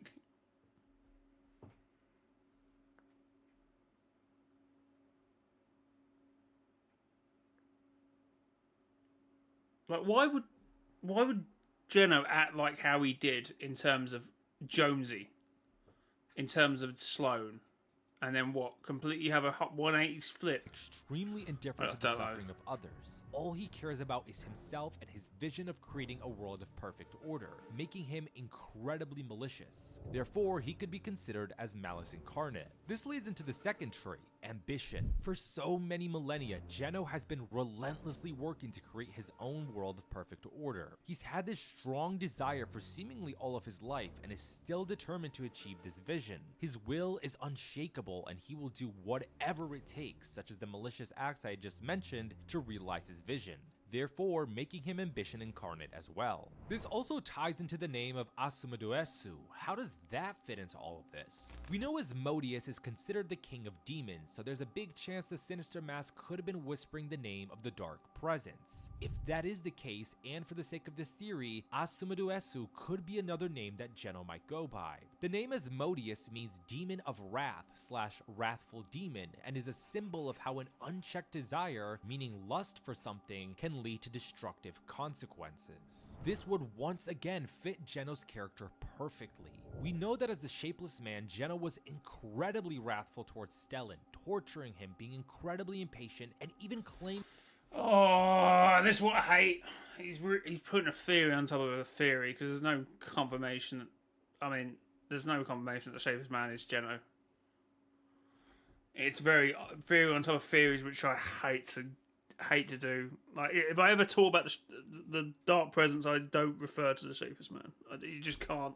He doesn't care if the island split in two. He just wanted that Riftgate complete, which also connects to that unchecked desire leading to destructive consequences. Geno's unchecked desire / lust for something is creating a world of perfect order, and he doesn't care what it takes to achieve it. He will do whatever is required, even if it leads to tons of destruction. But Rez, Geno doesn't have horns, he isn't a demon. Demons in Fortnite don't always have horns. For example, Shogun X and his forces who didn't have horns, but were still demons. Geno could also... So, what? Why do you even mention the horns? What it takes to achieve it. He will do whatever is required, even if it leads to tons of destruction. But Rez, Geno doesn't have horns. He isn't a demon. I don't think anyone was... What?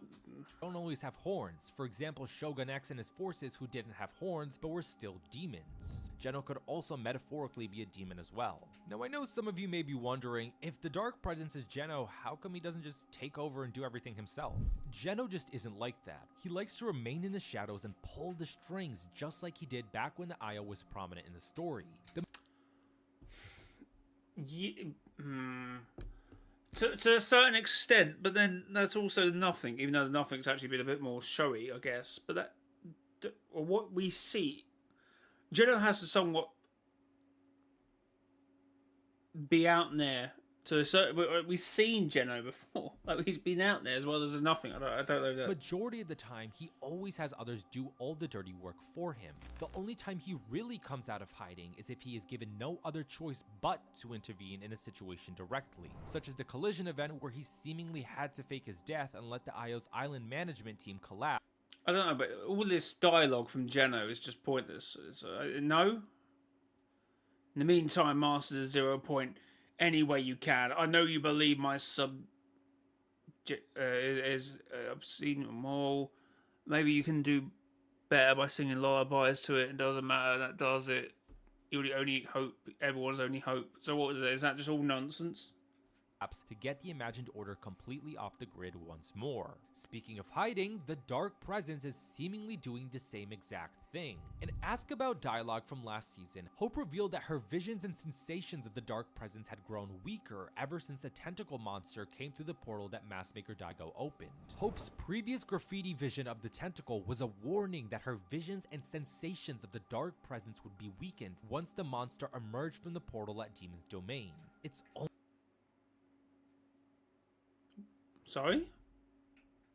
Previous graffiti vision of the tentacle was a warning that her visions and sensations of the dark presence would be weakened once the monster emerged from the portal at Demon's Domain.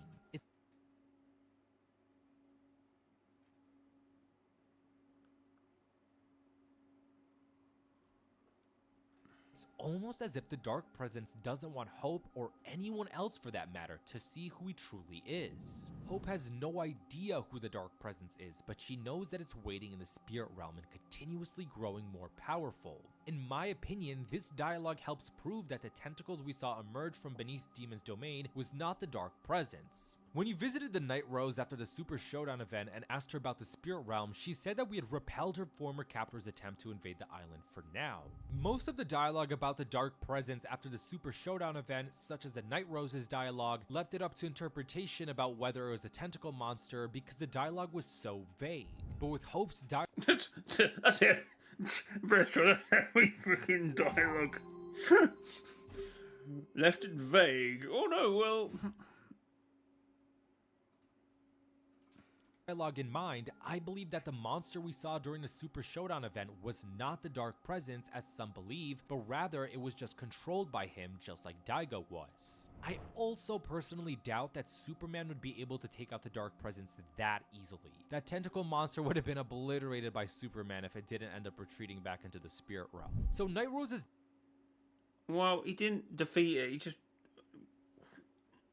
dialogue can be interpreted as her saying that the tentacle monster was just one of the Dark Presence's attempts at invading the island, and that attempt succeeded despite the creature retreating, since bugs emerged from the decaying tentacle and are now swiftly overrunning the island. Even Morgan Mist herself believes that the bugs are possibly a contingency plan in case the tentacle failed to invade the island. Going back to the Night Rose's dialogue, she also shared 2 more lines about the Dark Presence after the Super Showdown event. The first line was that the Dark Presence is deadly and patient when it chooses to be, volatile and vicious otherwise. The second line was that she was concerned about the 0-point shard being in the hands of the Dark Presence because she feared the consequences that would follow if it masters the shard. Let's start off with the first part, deadly and patient when it chooses to be, volatile and vicious otherwise. Does it not say creature though, literally afterwards? Geno is already extremely deadly because of his immense power. He's also really patient, but again, that's only when he chooses to be. One example is with Stellan. In Chapter 4 Season 1, we learned from Stellan that the Shapeless Man took him in as his own, gave Stellan his name, and ordered Stellan to go to the Oathbound. In doing so, Geno set up everything for the time when Stellan would be needed. After that, Stellan hadn't dreamed of the Shapeless Man for many centuries, until the day we brought him Yeah, but he wasn't patient. He was very not patient here. refined kinetic ore. That refined kinetic ore caused the Shapeless Man to return in Stellan's dreams, and he immediately began to torment Stellan and demanded he construct the Riftgate immediately, showing the vicious and volatile side of Geno. We'd also seen Geno behave like that in Fortnite X Marvel's Zero War issue number 5. Throughout the comic, he was deadly and patient, but at certain times his emotions changed very quickly and he became incredibly ruthless. One example is with his daughters. One moment he was patient with them, the next he was strangling one of them. A few pages after he got tossed into the uncalibrated 0-point with the Imagined, he screamed at the IO forces to wipe out the Resistance out of existence, and then quickly went back to a calm state when the Foundation and Jones arrived in his realm. Both as the Shapeless Man and in Zero War issue number 5, Geno behaves the exact way the Night Rose described the Dark Presence. Now let's get to the second part of Night. Yeah, but you can also say that about any villain in Fortnite. Like, nothing being patient during Paradise and then absolutely cooking up in terms of the Q Queen and his forces in the last reality, just absolutely destroying it. I don't know. Rose's dialogue. I'm sure some of you may be asking, if Geno was the Dark Presence, why would Geno be mastering the Zero Shard if he already mastered the 0-point? From what we know, Geno has spent most of his time mastering the outside of the 0-point. That's because the Imagined Order has always kept the orb intact. This allowed Geno to study and eventually master the outside of the orb, but that would... I don't know about that. I kind of get where he's going with it, but I find that hard to believe because we've never been told that. That's a crazy assumption, though. mean he hadn't gotten the opportunity to study the inside of it yet, with some of the 0-point shards now scattered across... I don't know, but the Foundation had perfect freaking thing of that. I don't know. Because this whole thing about the Seven and the Imagined Order having something when the Foundation just was cooking at that point. It gives Geno the opportunity to master the inner part of the 0-point shell and learn how it functions to further manipulate the 0-point itself. In my opinion, the Dark Presence being able to master the shard so quickly, since Night Rose seems to suggest he's doing it, further adds to the point of Geno being the Dark Presence, since only someone with such extensive knowledge about the 0-point would be able to master a shard of it so fast. We also know that the Imagined Order experimented upon entire realities, and that led to disastrous consequences. If the Dark Presence is Geno, this could explain why he's manipulating the Zero Shard here on Oninoshima. He's manipulating and experimenting on the Shard, this reality, and us to further his knowledge. Aside from that, there's...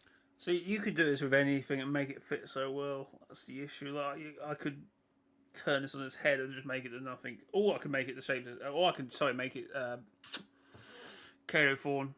3 other incredibly important things I need to point out that helps make this theory even more convincing. When Chapter 6 Season 3 Super launched, we also received the regular blog post summarizing all the new things that's Alright, here we go to Citadel. season. One of those things was the Demon's Domain POI, but what's really weird about it is that they refer to the dojo as a citadel. It seemed a bit interesting, but most didn't think too much of it since Epic could have felt like naming the Mask Maker's dojo a citadel and that's it. That's until we received dialogue from Daigo about the Dark Presence this season. As I mentioned earlier in the video, Daigo revealed that the Dark Presence referred to him as his champion. First his dojo being referred to as citadel, and now the Dark Presence referring to him as his champion?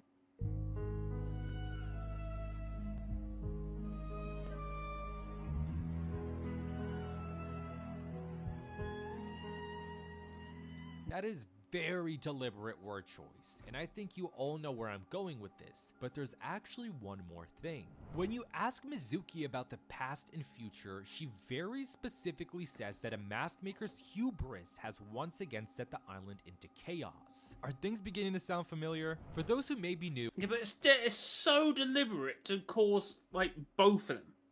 I honestly, if it is Geno, then we rest in peace to nothing. Thanks to nothing, thanks to Lost Reality, but you're no longer needed. in Chapter 4 Season 1, at the end of the Oathbound quests, Riftward and Stellan read off a prophecy from the exiled sages. Take a listen. Thank you, my friend. This may be our only hope. This text prophesies a beautiful monster enabled by the hubris of a champion. Yeah, but he's also presuming that the man is Geno as well. He's reaching. He's not reaching. Sorry, it is very well in thing, but it's. They say nothing of what comes next, unless Oh yeah, I'm getting. You know what? I'm getting sucked into the thing. Yeah. silence itself is the prophecy.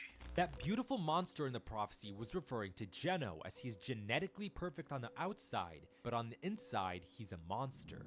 As for the champion, it was referring to Geno's younger self. However, in this situation, it can also refer to Daigo.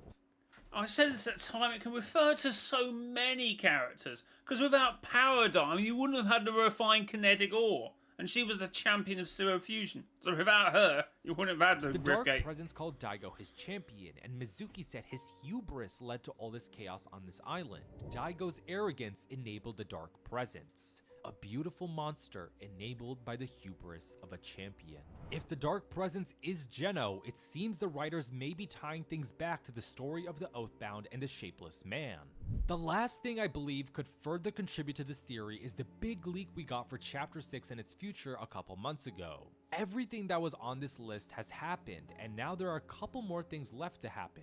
One of those being the last leak on the list that claims that the Dark Presence will be a villain all throughout Chapter 7. If Chapter 6's lore I'm pretty sure that was a theory. is all building up to Geno's return to the story, it would explain why the Dark Presence is a villain throughout all of Chapter 7 as well. We also received a new batch of survey skins that are meant to release in Chapter 7 back in June, and 3 skins stand out the most, especially this one, who I personally believe to be the actual Stellan.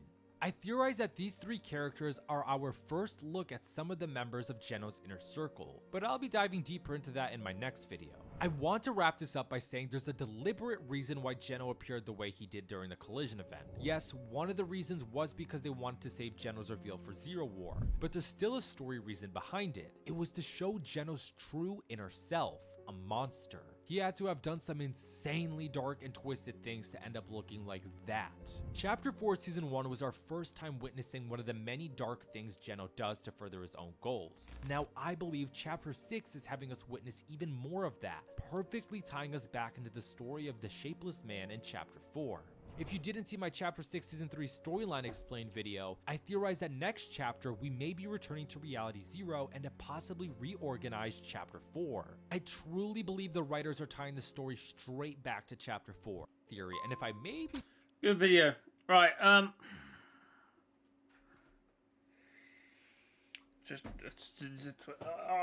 for me, I mean, he's hinging a lot on Geno also being the sharpest man,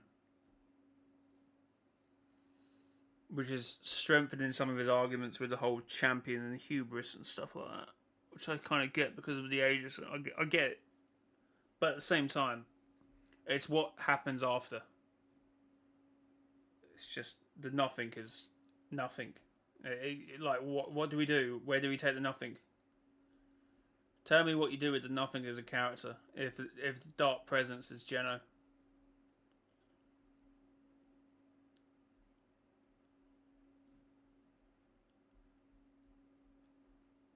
Just no point having the character. Too close. Too close.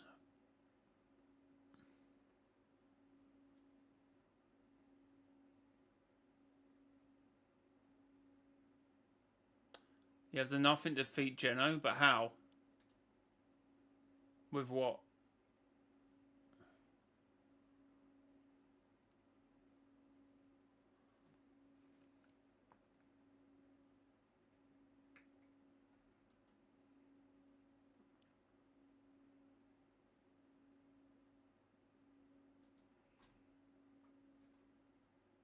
Does I hope not actually understand the pains now?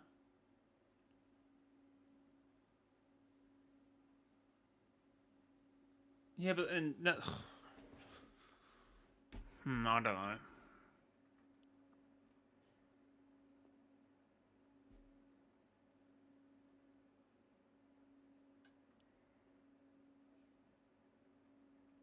Just feel it's a bit of a I don't know. Like the whole Raz thing of him and someone entering his thingy and then. I don't understand what you think about the nothing and the last reality. Pointless characters.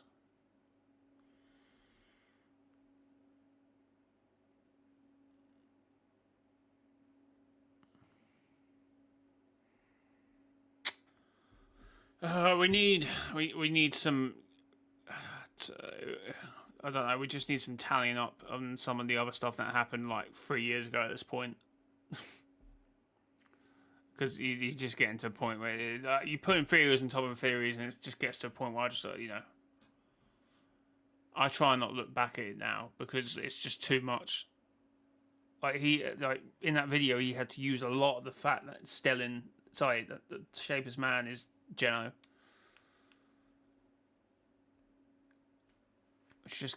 It's a bit of an issue, unfortunately. Look.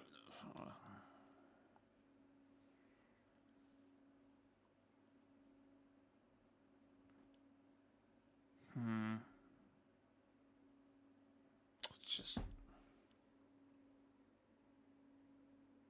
bad foundation for a video. I mean, the video is a theory. It's not a storyline video. It's a theory, but it's just it just makes it difficult to. It just sets people up for failure. That's what I'm saying.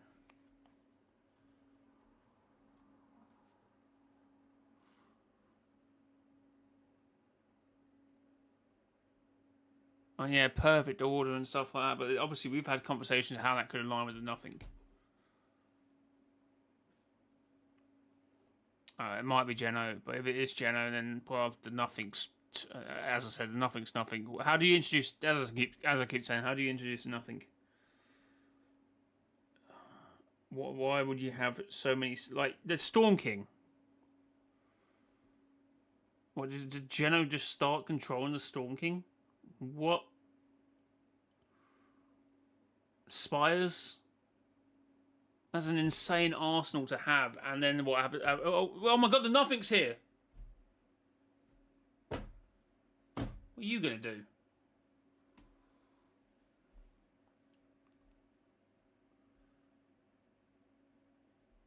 Yeah. I know I didn't want to watch that video. Cause,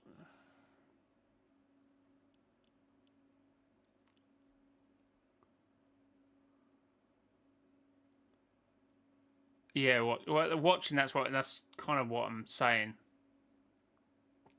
Like you would need Geno to somewhat become the nothing, because I'm not denying it. It's a very good theory, but I could also completely change that theory and make it the nothing, and it to work pretty well. Like some of the stuff about how they mentioned about the darkness, and I mean we had that just recently with the crew, and some of the other dialogue, and mentioned that the creature he didn't mention that in the video either, but. Yeah, there's certain. I reckon they're doing it so both characters can come at the same time and give it like a big finale between them guys. But like Jenna, we know is a snapshot.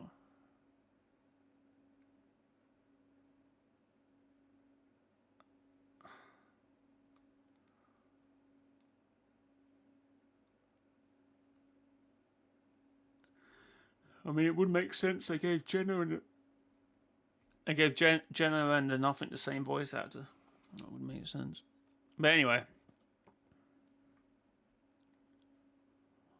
bro, I don't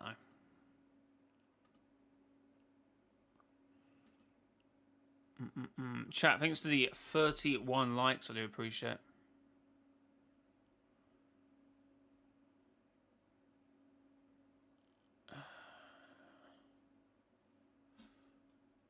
No, I don't know.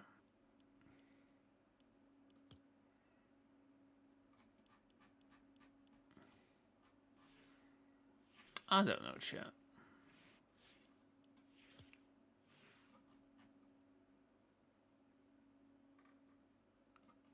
Interesting art style here. It's like a scratchy piece of paper that's been scratched. Oh god, it's a flopper.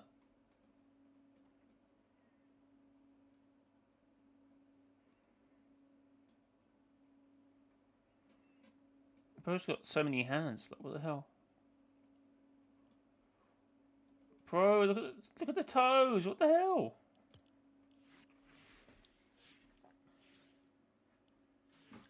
Alright, chat. I'm just going to go for a quick break. I'll be back in a minute.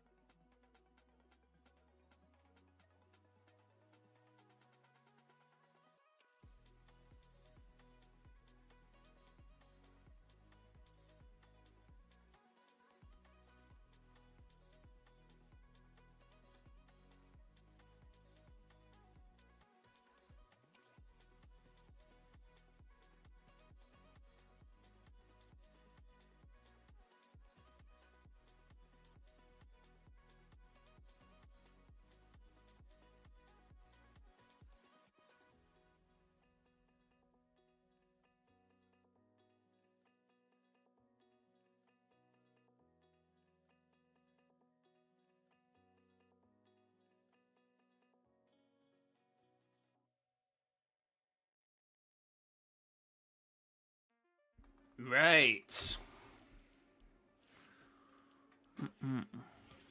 What are we doing? What are we doing?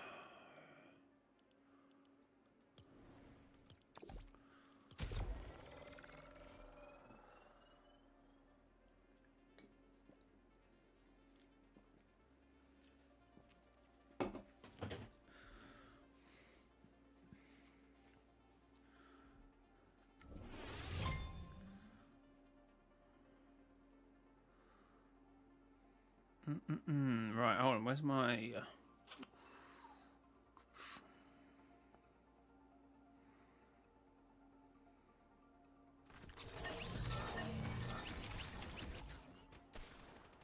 what?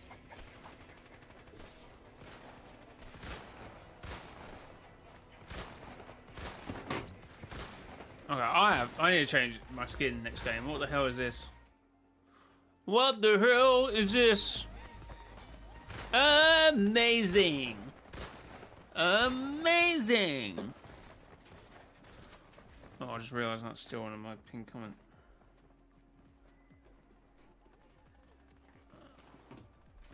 Bye-bye, pinned comment. Right.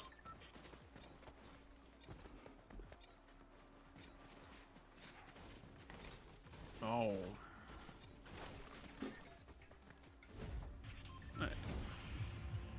So I got the FNCS boss for today. I presume it will change tomorrow. So there is an update tomorrow, yeah?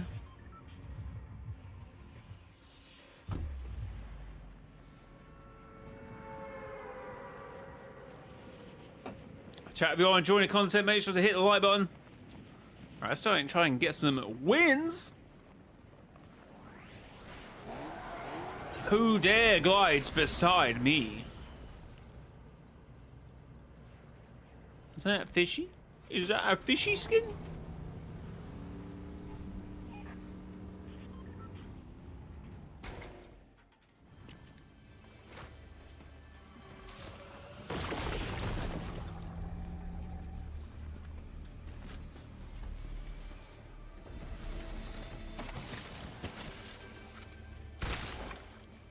Okay, well, be a nice bug.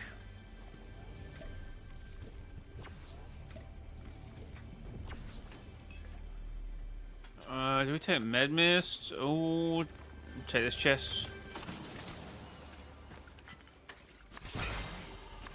Boom. Nice. Right, we are stacked. Stacked, chat.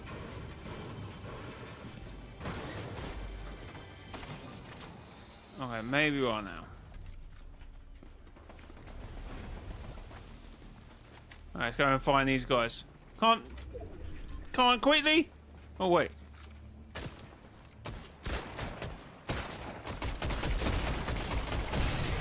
Nice, GG's. Okay, it's a move. Come on. Oh, I want to go and see what's happening over here. Quick, quick, quick! Quick!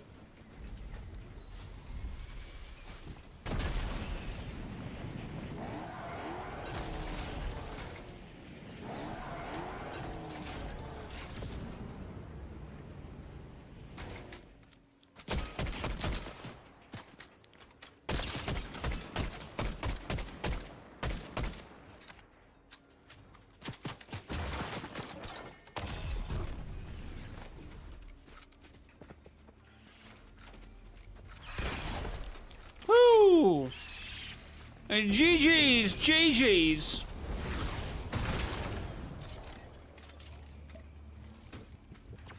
Don't mind if I do.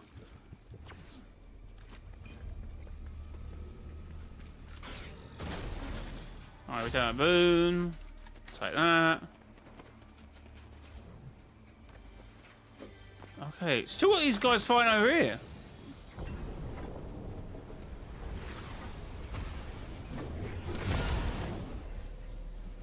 Where are they?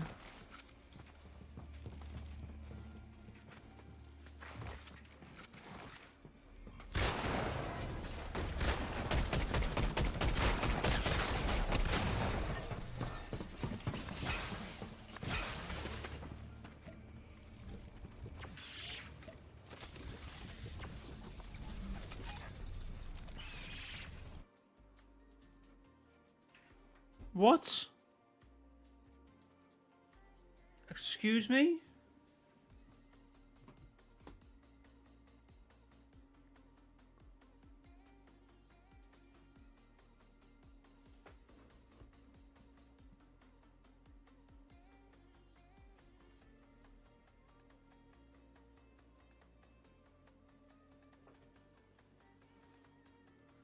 I hit the flipping supply drop behind.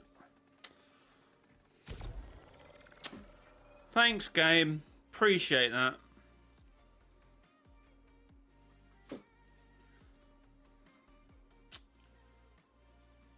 Appreciate that, game. Thank you very much.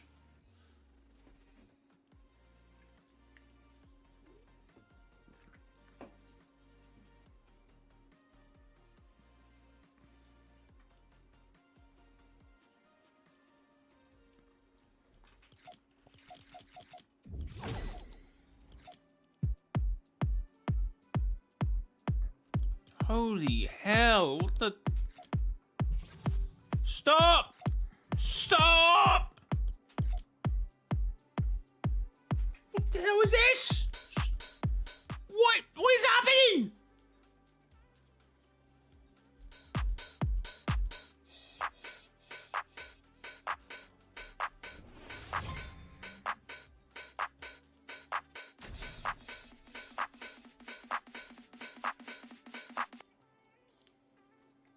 Is it? Oh my god. What was going on there?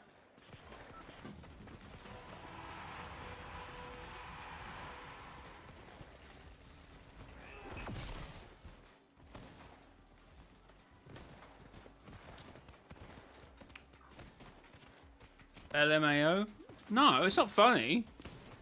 It's the most loudly obnoxious thing I've ever heard in my life. Tomorrow, 10 AM UK time, around that time. It's gonna take bro a while. Not as long as the first one though. He must be warming up. Must be getting into it now.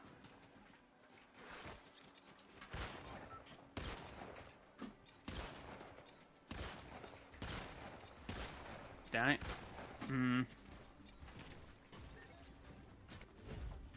I'm planning a whole day of cube watching. It's not gonna move.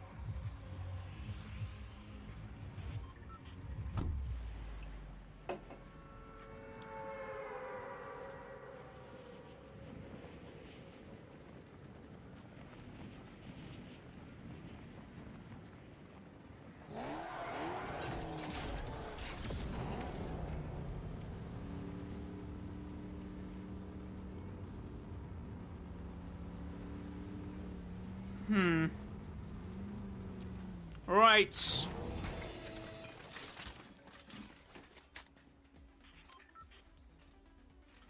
Okay, I do not know where that guy actually went in the end. Okay, so we're gonna have to find out the hard way.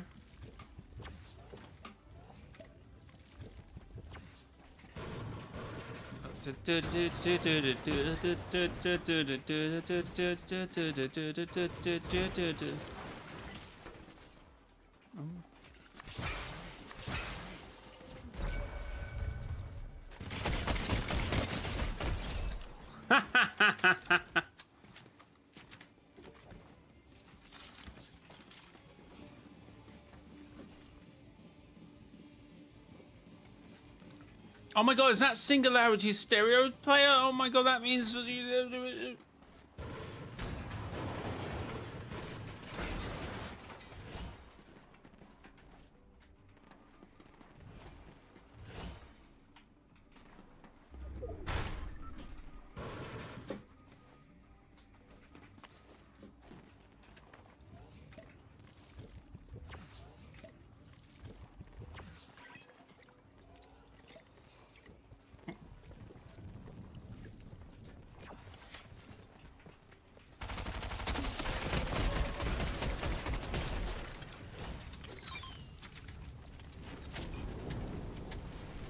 No.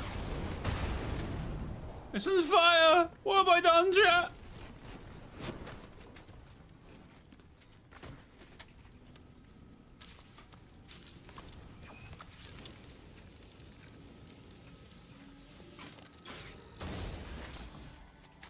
Don't think that was actually helping, if I'm being honest. Well, we only get one gun now. Have they changed? Like, drop or something?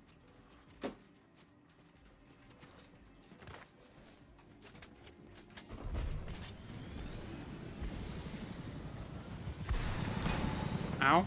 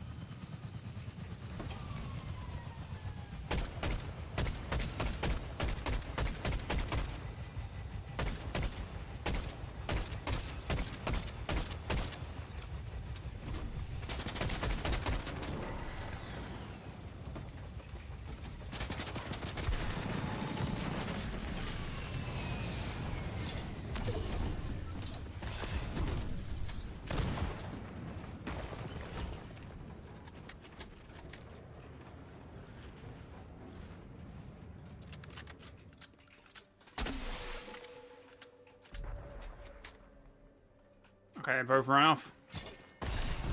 So I will do the same. Oh, hello.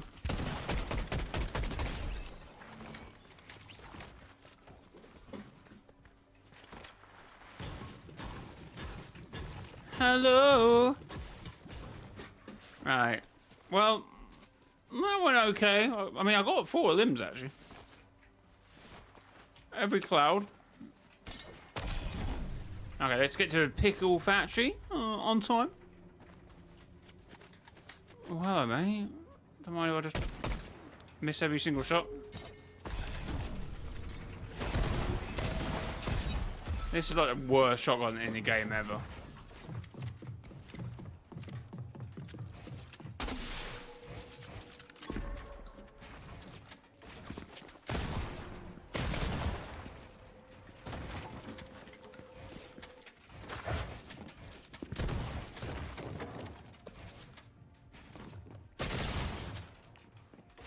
Damn it.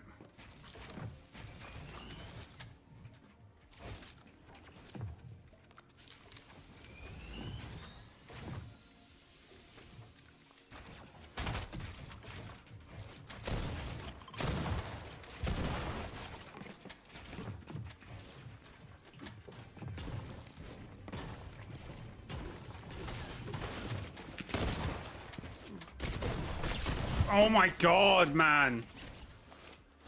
Thanks, Fortnite. Can you add traps back to the game anytime, please? God. Holy hell. Just add them back to the game. Simple as. Simple as.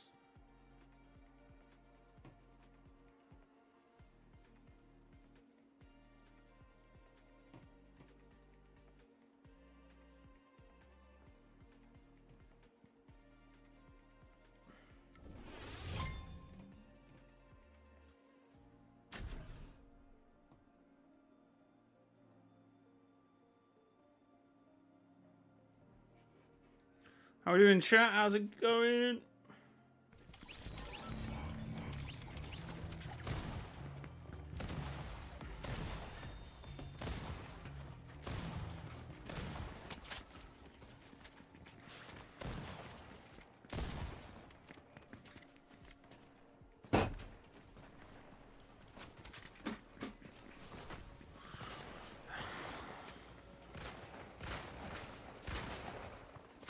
I need to change my outfit. It's an awful outfit. That's what's happening. That's what's happening, chat.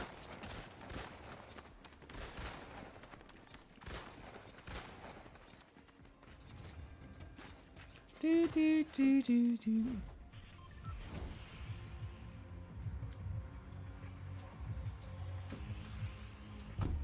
Right, let's go Demon's Domain.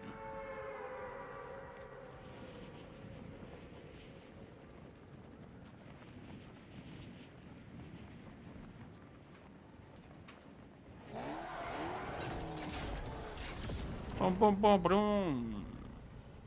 Okay, we've got a few guys here.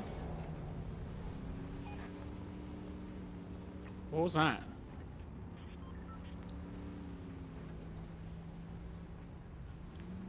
Oh, what's one of them cute ones?